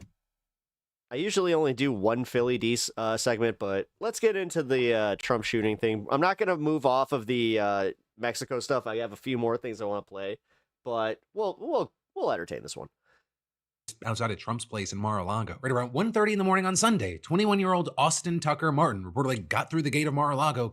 Uh-oh. And I'm going to say the thing, guys. I'm going to say the thing. Not trans. Oh, weird. Can and a shotgun. With Martin then making it about 20 yards before being confronted by law enforcement, a deputy and 2 Secret Service agents to be specific. Literally took all of like 10 seconds for me to go on like Twitter and just be like, okay, let's see. Oh, and there it is. And with the local sheriff saying at a press conference must be a transferring. Told Martin to drop what he was holding, and that is when he raised the shotgun to a shooting I hope they were position. joking. And so that is when they say they fired on Martin and he was pronounced dead at the scene. And as of now, that's pretty much all we know about the confrontation itself. We don't know yet how many shots were fired or who among the agents actually pulled the trigger. But I will say there is an investigation underway and the officials involved were wearing body cameras. And while the investigation takes place, you have the Secret Service agents being placed on administrative leave. Now, as far as the intruder himself, what we do know is that he's from North Carolina and he was reported missing on Saturday by his mom. The New York Times speaking to some of his former classmates from high school who described him as smart, quiet, a conservative guy. And they also added that Oh, man, that's crazy. Well, he did talk about... That's crazy. Because now when I bring that up, apparently everybody's all, oh, how come we got to bring up his politics in this? About his opinion. How come the left is always being disingenuous by bringing this up? He came from a pro-Trump family, and he was even in the ROTC, and you had some saying... Oh, we should listen to his family. That he wasn't aggressive, saying he wouldn't go out of his way to bash anybody from the left side or start arguments or anything like that. He had his opinion and he mostly kept it to himself. Several people also said that it seems out of character and that Martin was probably one of the kinder souls they knew. This guy even reportedly had... No, I do not have him sped up. He's actually speaking this fast organically. Artwork business that focused on, quote, bringing to life the hopeful feeling of being on a golf course by illustrating golf course scenes and providing framed copies of handmade works in various golf course gift shops. And so at least according to these people, the fact that this happened is shocking, and as far as what drove him to breaching a secure... Melania, the documentary, was played as an in-flight movie. 8 people got up and left. Perimeter to Trump's house with a shotgun. That's not really clear at this point. But also with that, I'll say we may know sometime soon because you have the authorities promising they did it like the SpongeBob meme.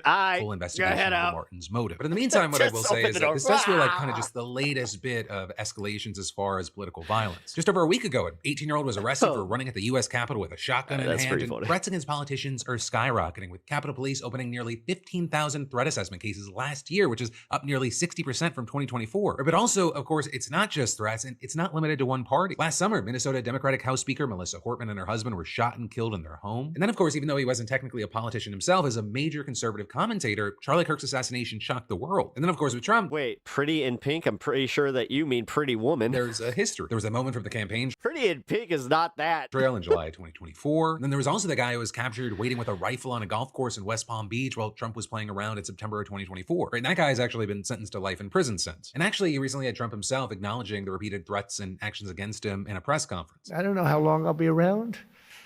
Got a lot of people gunning for me, don't I? And as far as the reaction from Trump's inner circle, they kind of took the opportunity to hype up law enforcement and go after Democrats. You had Press Secretary Caroline Leavitt saying in the middle of the night while most Americans were asleep, the United States Secret Service acted here. We're all just hoping for Big Mac quickly and decisively to neutralize a crazy person armed with a gun and a gas Let's canister go. who intruded President Trump's home. Federal law enforcement are working 24/7 to keep our country safe and protect all Americans. But they're then going on to get in a dig at the Democrats for shutting down DHS over a lack of ICE regulation. Hi, my name is Agent Cole Lesterall. You also had Attorney General Pam Bondi saying that she's working with federal authorities and Trump regarding what she called the intrusion and shooting at Mar-a-Lago. And you had FBI Director Kash Patel promising to dedicate all necessary resources in the investigation. But that actually then brings us to another thing we need to talk about. Because while all of this was going down, Patel was actually in Italy for the Olympics. And you had many furious to see him in Milan, accusing him of using... This shit was wild because somebody told me that it's like, oh, cry harder. I'm just like, listen, dude.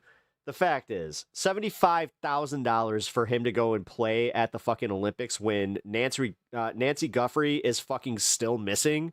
And I don't know. You would think that the director of the FBI might want to be part of some of these investigations since it's so important that, you know, he be the face of all this shit. Taxpayer dollars to do Olympian cosplay. Because Patel was there to watch the U.S. men's hockey team make history as they beat Canada to win the gold medal for the first time since 1980. It was a huge game. There was a ton of fanfare. And not long after Team USA got their medals, you had a source sending a ProPublica reporter a video of Kash Patel throwing beers back with the team. Taylor Nichols, thank you for the sub. Appreciate that. He even got to wear one of their gold medals. They all sang Toby Keith's Courtesy of the Red, White, and Blue together. And as this video started circulating, you had a lot of people noting that Patel reportedly took an FBI jet to get to Italy. Yeah, and it's almost like, I don't know if, like I said, could you imagine, just for a minute, if Rahm Emanuel did this shit? And you had people angry or even outright furious that Patel was choosing to spend his time and our money this way, saying things like 3 million pages of evidence of a massive child sex trafficking ring, and this is what the FBI director is doing right now? And others saying the head of the top law enforcement agency in the U.S. should not be using taxpayer dollars to jet set across the world and get drunk with athletes. Can't imagine the outrage of a Biden. Literally, like I said. And can someone in Congress please subpoena how much Patel's Make-A-Wish trip cost us? And others noting that there are truly a million other things. What the actual fuck is Cash fucking Make-A-Wish Patel kid should be doing instead of crushing a cold one with the boys. Although I have to admit that it is hilarious that he looks like the meme of the Brad Marchand meme. Epstein are focusing on what's happening with Mexico, the search for Nancy Guthrie, or the situation at Mar-a-Lago. Now, for his part, you had Patel defending himself by essentially saying it's his right to bro out every now and then, saying for the very concerned... No,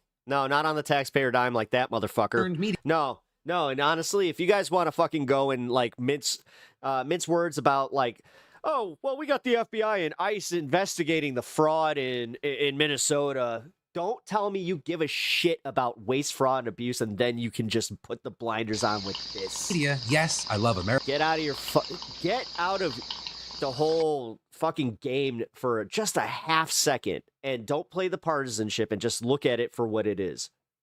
He took $75,000. Again, we're all in the middle of tax season right now. We kind of have an idea of how much we're paying in taxes. Just remember, that's the waste, fraud, and abuse right there. America, and was extremely humbled when... Oh, well, there's other examples that turn out to be millions and billions. It's just like, yes, and this contributes to it. Why put the blinders on for this one? Is it because you're a partisan hack? My friends, the newly minted gold medal winners on Team USA, invited me into the locker room to celebrate this historic moment with the boys. Greatest country on earth and greatest sport on earth. And while with that, you had some questioning if he was actually invited in or he invited himself. You had many angry because the American people don't. No, the FBI and the U.S. teams do not work in tandem, numbnuts. What are you talking about? Him to watch. The security detail is actually, funny enough, they said that that's why ICE needed to be there. Sports. We're saying that they pay him to do a job that should keep him pretty busy in a Yeah, job. it's almost like the director of the FBI might have better things to do too, but no, dude, no. We're just going to be perfectly okay with him purchasing multiple jets for the agency that he uses privately, him flying his girlfriend into fucking town,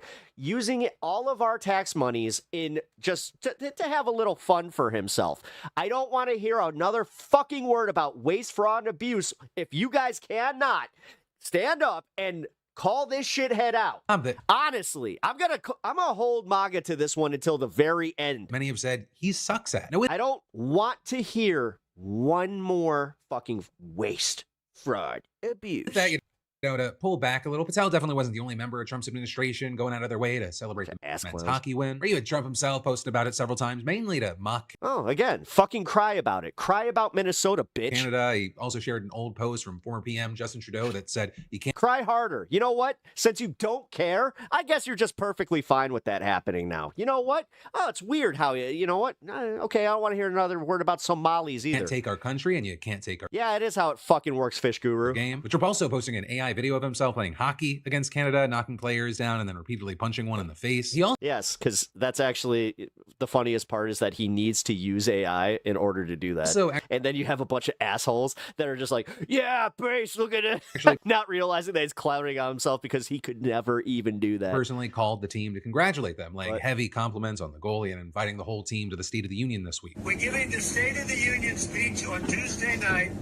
I could send a military plane or something, but if you would like to, it's the coolest night, it's the biggest. We're in. Speech. Well, you know, some people, they had feelings about the team and Trump and this call in general. What really seemed to upset people about this call was when Trump brought up the U.S. women's hockey team. Because, you know, our women's team, they also got gold in a big win over Canada. But according to outlets like The Athletic, there was no indication that Trump reached out to the women to congratulate them on their win. No way. And when he brought them up to the men, many felt like his remarks were pretty backhanded. And we have to, I must tell you, we're going to have to bring the women's team. You do know that. I swear to God, this is why I actually was so comfortable in just getting out of hockey culture was this bullshit. These idiots. Would be impeached, okay? To many, that sounded like Trump was saying that they have to include the women, not because they deserve a celebration, but just because, you know, he doesn't get into any woke trouble for dissing them. And to many, the fact that they scored that goal on Biddington, you had the men's hockey team. It's like, dude, team seeming to laugh. That was going to be an easy one, by the way. The fact that you won the gold medal with him in net, that's almost embarrassing, I have to say. Freeman, and that really rubbed people the wrong way. So you had some saying, so they took pictures. I won't shit on Hellebuck, though. That guy. Pictures with the women's team, went to the game to cheer them on, praise them in the media, and in private, they laugh at them. And women in this country deserve so much fucking better. Olympic gold medalists being reduced to the punch. Welcome to America, motherfuckers. This is exactly what we're cultivating here. So I don't know if women want to fucking actually maybe make a difference in some of this. Like line of a joke for everyone in the. Well, you need some MAGA women to kind of look at this and go, that is condescending as shit. The good old boys club to laugh at. All while, actually, if you look into it, for the third Winter Games in a row, U.S. women took home more golds and overall medals than the men did. Then also with this, you've had others pushing back against the backlash, defending the men's hockey. You know what the bitch is? The men's win only counts as one. Players. People like Dave Portnoy saying, talking to the president after winning gold is as American as apple pie. Though again, for many, the main thing here is Patel. Right? Many saying that the former podcaster seems more interested in being an influencer, partying, getting just the connects. And of course, all of it on the taxpayer dime. And sure, you did have a spokesperson for the FBI defending Patel by saying he was there to meet with Italian security officials as the FBI had a major role in Olympic security. But even then, you had a lot of people saying it just looked like there was a lot of drinking for a business trip. But with that, what are your thoughts here? Do you think it's a valid concern or this is kind of overblown? Any and all thoughts? But then moving on from that to the I'm going to go with it's not overblown. It is ridiculous. Because again, if we're not going to call what Nick Shirley did in Minnesota overblown, then I'm going to take this one to the bank. I think that I care about waste, fraud, and abuse, especially when I pay my fucking taxes. So you know what? Fuck you.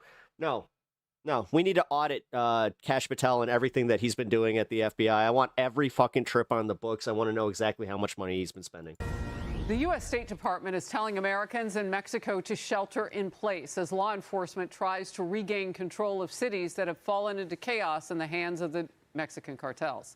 This is after the Mexican military took out a notorious cartel kingpin with U.S. support. And we're learning a little bit Leave it to Fox to overblow that fucking with U.S. support. more. Dude, they made a phone call and said, hey, we have a little intel here. Go for it. About our role in all of that. Not a lot of detail, but we had one. The carnage, cars torched, roads blocked, banks and local businesses set on fire as those cartels are now fighting for power. It's like everybody else is in the middle of a gang war right now. That's usually what happens when you take out the head. Like, did you not learn this with Venezuela?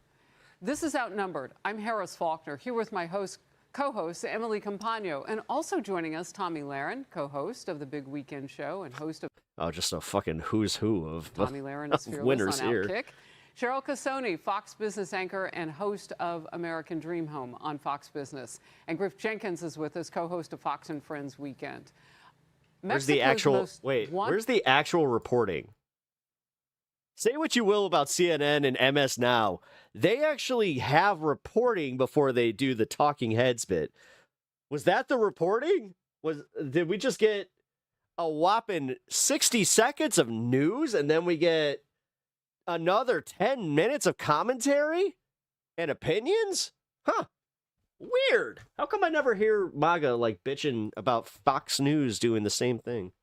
It's a little odd, I have to say. What's up with that? Huh? What's up with that? All right, joining us, New York Times investigative correspondent based in Mexico City, Maria. Well, ain't that a bitch? Well, where's the news, bitch? You know what? To keep to that. Hold on, I'm looking for the updated news report. Give me a second. Ah, we'll go AP. How about that? Of course, they got nothing.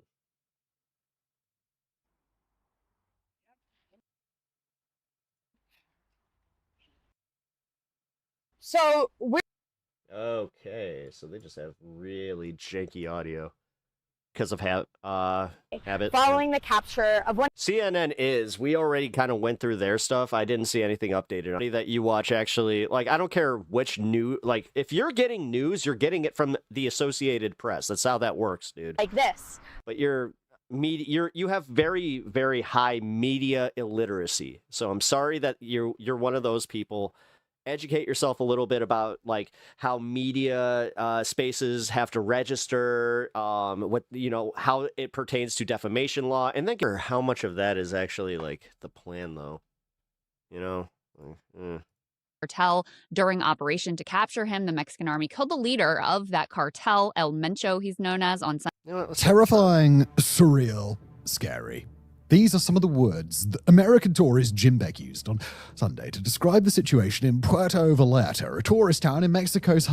Holy shit, did this guy listen to that Simon Whistler guy and just decide, I'm going to jack his entire vernacular? Jalisco state, as it turns into a war... Does he have a bald head and a fucking, like, awesome beard, too? ...zone. And even those words don't... Oh my god, it's actually Simon Whistler! Get the fuck out of here! Dude! I hit this one just randomly. Whoa! This guy is everywhere! ...feel adequate enough to describe the magnitude of... Oh my god! ...what's happening. I legit had no idea that's who was talking. One video obtained by Fox News showed fires lit at a gas station. Well, you know what?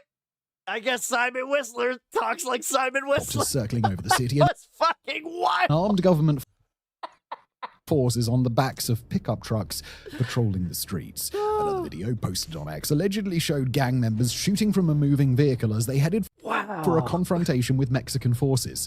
And the violence wasn't just limited to Puerto Vallarta. According to the NY Times, much of the violence happened in Guadalajara, the capital of Jalisco. Is he real? I don't know. State, more than 300 kilometers from Puerto Vallarta. Violence was Also reported in That's a new... more than 10 other I states. just- All of this violence stemmed from one event, the killing of one of the nation's most powerful Mr.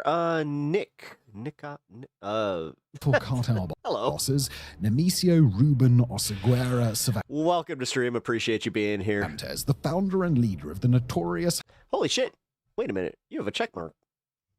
Nice. Jalisco New Generation Cartel. An elusive figure, Oseguera, also known by the nickname El... You really know your side. I watch a lot of his content and have watched a lot of his content over the years, yes. Show was widely considered the most powerful This guy has done so many science videos, how-to videos, just... He's in everything. This is called War Fronts. cartel boss in Mexico since the arrest of Joaquin El Chapo Guzman in 2016.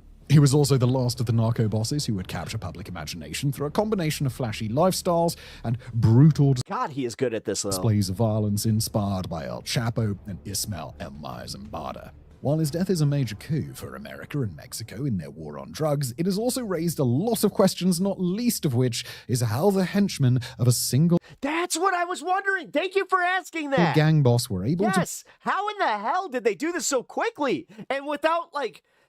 bring an entire nation to Yes, its and it didn't seem like you even saw... Like, we saw a few videos from, like, gas station surveillance.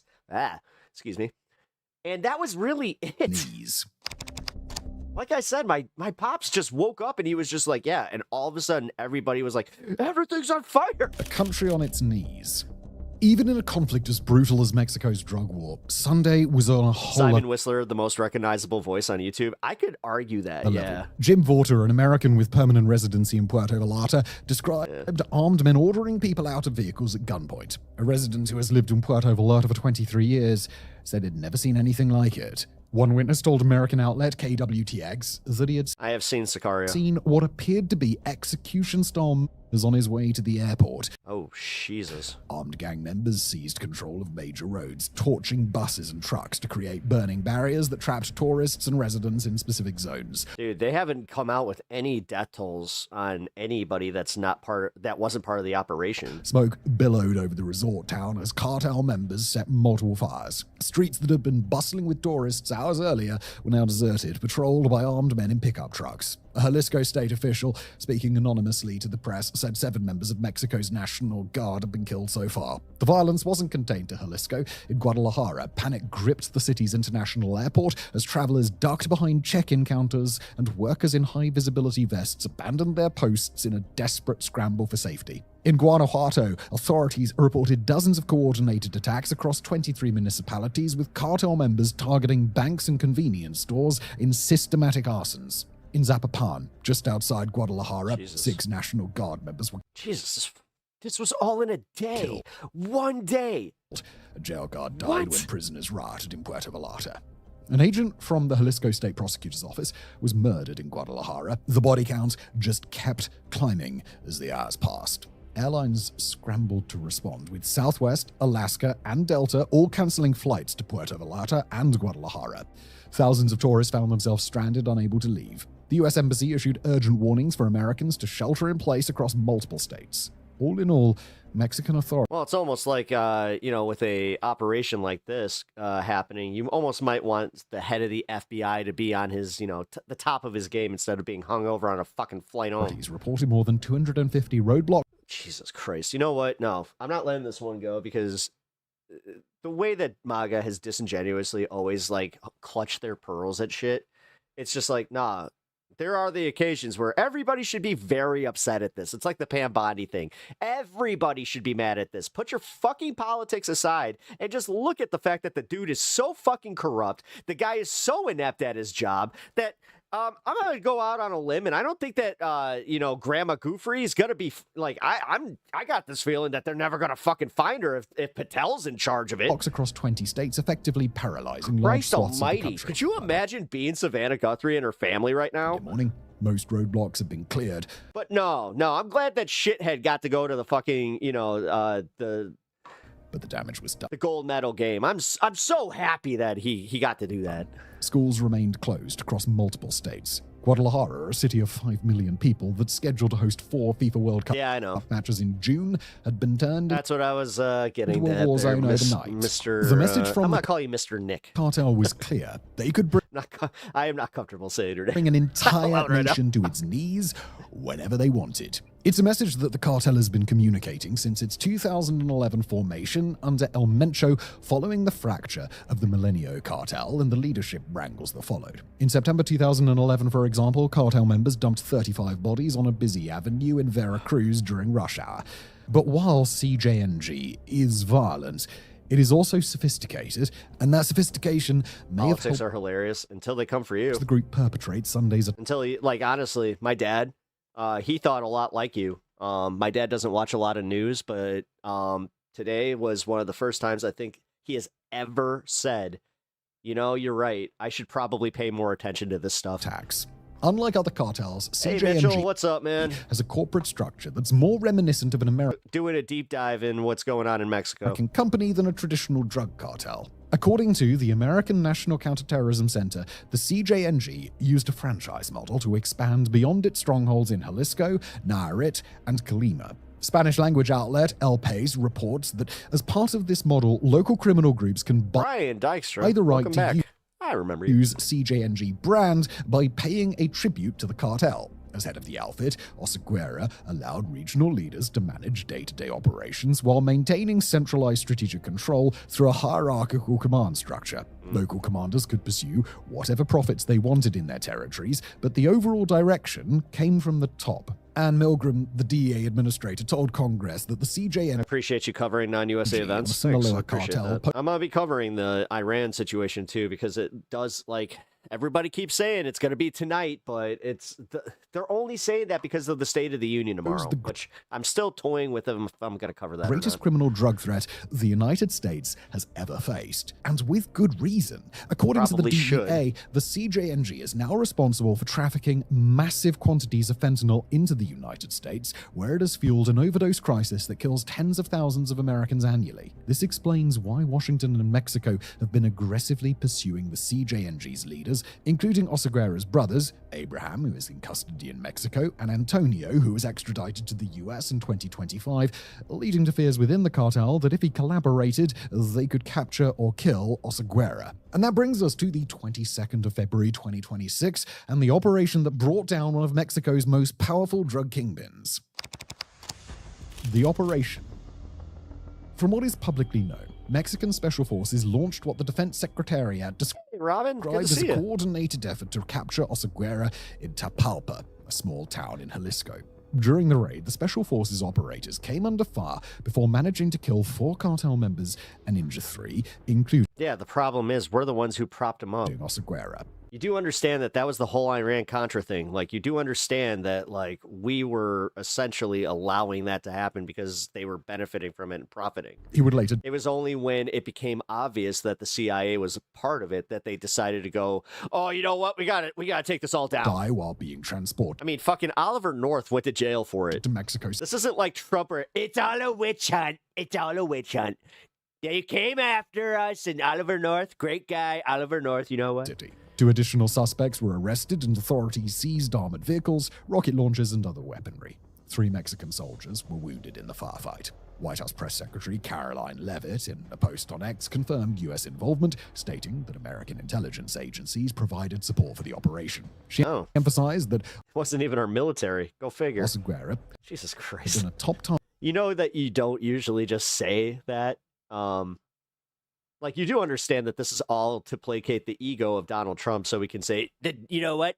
We had something to do with it. Our great intelligence agencies that I've been shitting on for the past 5 years say that the CIA is feckless, that Joe Biden... target for both Yeah. governments as one of the main traffickers pumping fentanyl into the United States. The details beyond this remain sparse. Mexican authorities have not disclosed how they located Oseguera, how long they had been tracking him before the raid, or any other pertinent information. And given that they might use the same tactics to From collecting the bounty. track down other Technically, Listen, the CIA is part of us, and we got them. So where's my... How much was it? $1.4 billion? Let's go. Gang leaders in the future, it's more than likely that they won't. That would actually be kind of funny. You know what, guys? This great State of the Union, I have to say. The State of the Union is strong and even stronger because I got a nice little payday for going after the cartel leader. Yeah, I bet you guys didn't know that there was a nice ransom there. Tactics to avoid giving the cartels insight into their operation. As we mentioned in the previous section, what I can't believe this. Followed Oseguera's death was swift and I can't believe I have actual like on the ground coverage of this shit right now. Like, dude, this is so fucked up. brutal. A What are the odds? demonstration that even after the death of their leader, the CJNG Oh, still yeah, that's right. I got to do accordion hands. remains one of the most dangerous. That's my impression of an accordion. I do a little bit of a wah wah wah wah, like kind of like the Charlie Brown people. Cartels in That's what I hear every time that one of my staffers start talking. Wah wah wah wah wah. the country. This reaction mirrors the responses seen after other high-profile God, you know it's cartel true. arrests Hey, it's the Malacone. and deaths, albeit at a much larger scale than we used to. When authorities The Malacone. captured Joaquin El Chapo Guzman in 2016, the Sinaloa cartel spent a lot of time erupted there. in violence, targeting local businesses and the authorities. Whenever such attacks happen, they are usually an Your brother-in-law is stuck in the middle of this. Unfortunately, I have a family member stuck in the middle of all this too. attempt by a cartel to demonstrate to the government, I mean, I've said it already. My dad. general public, and other cartels that despite the capture, or in this case death of its leaders, it still retains the capacity for extreme violence. Still, despite the violence that emerged as a result of Oseguera's killing, President Claudia Sheinbaum is likely to consider it a success because it helps demonstrate that her government is tough on crime. I don't think it is, though. Anybody that understands like just how this works in like Since Trump returned to office, this situation kind of looks at it as a failure unless she did this and then systematically took out the other, God, what's the word I'm looking for? The other pillars of the organization. faced relentless pressure to crack down harder on cartels, particularly those trafficking fentanyl. In February 2025, Trump designated 6 Mexican cartels, Sued CBS, I sued ABC, I sued the federal government, and you're next, Mexico. including the CJNG, as foreign So many pesos coming my way. terrorist organizations. What are pesos? Is it like crypto? And he has repeatedly threatened to send U.S. troops into Mexico to target cartels directly, proposals Sheinbaum has firmly rejected as violations of Mexican sovereignty. Now, that's not to say she refuses to play ball. Since Trump's inauguration, Mexico has extradited dozens of suspected cartel members to the United States, deployed thousands of National Guard troops to the border, and ramped up operations against trafficking networks. The killing of El Mencho represents the most dramatic... Hey, thank you for the 5. I appreciate that, man. Let TTS do its for thing. $14.07 $5. There's a lot of military brothers grifters are doing mental gymnastics saying the spec ops were involved, ignoring that the US provided weapons to CJNG. Thank you. Yes, Camper. We were kind of talking about that. demonstration yet of this. Because I had brought up how a lot of Americans think the opposite and genuinely think the opposite. They just don't know better because they think that the guns are coming from Mexico instead of the other way around. Intensified approach, and it allows Sheinbaum to show Trump that Mexico can handle these threats without Also, thank you for the $5. My dog was very happy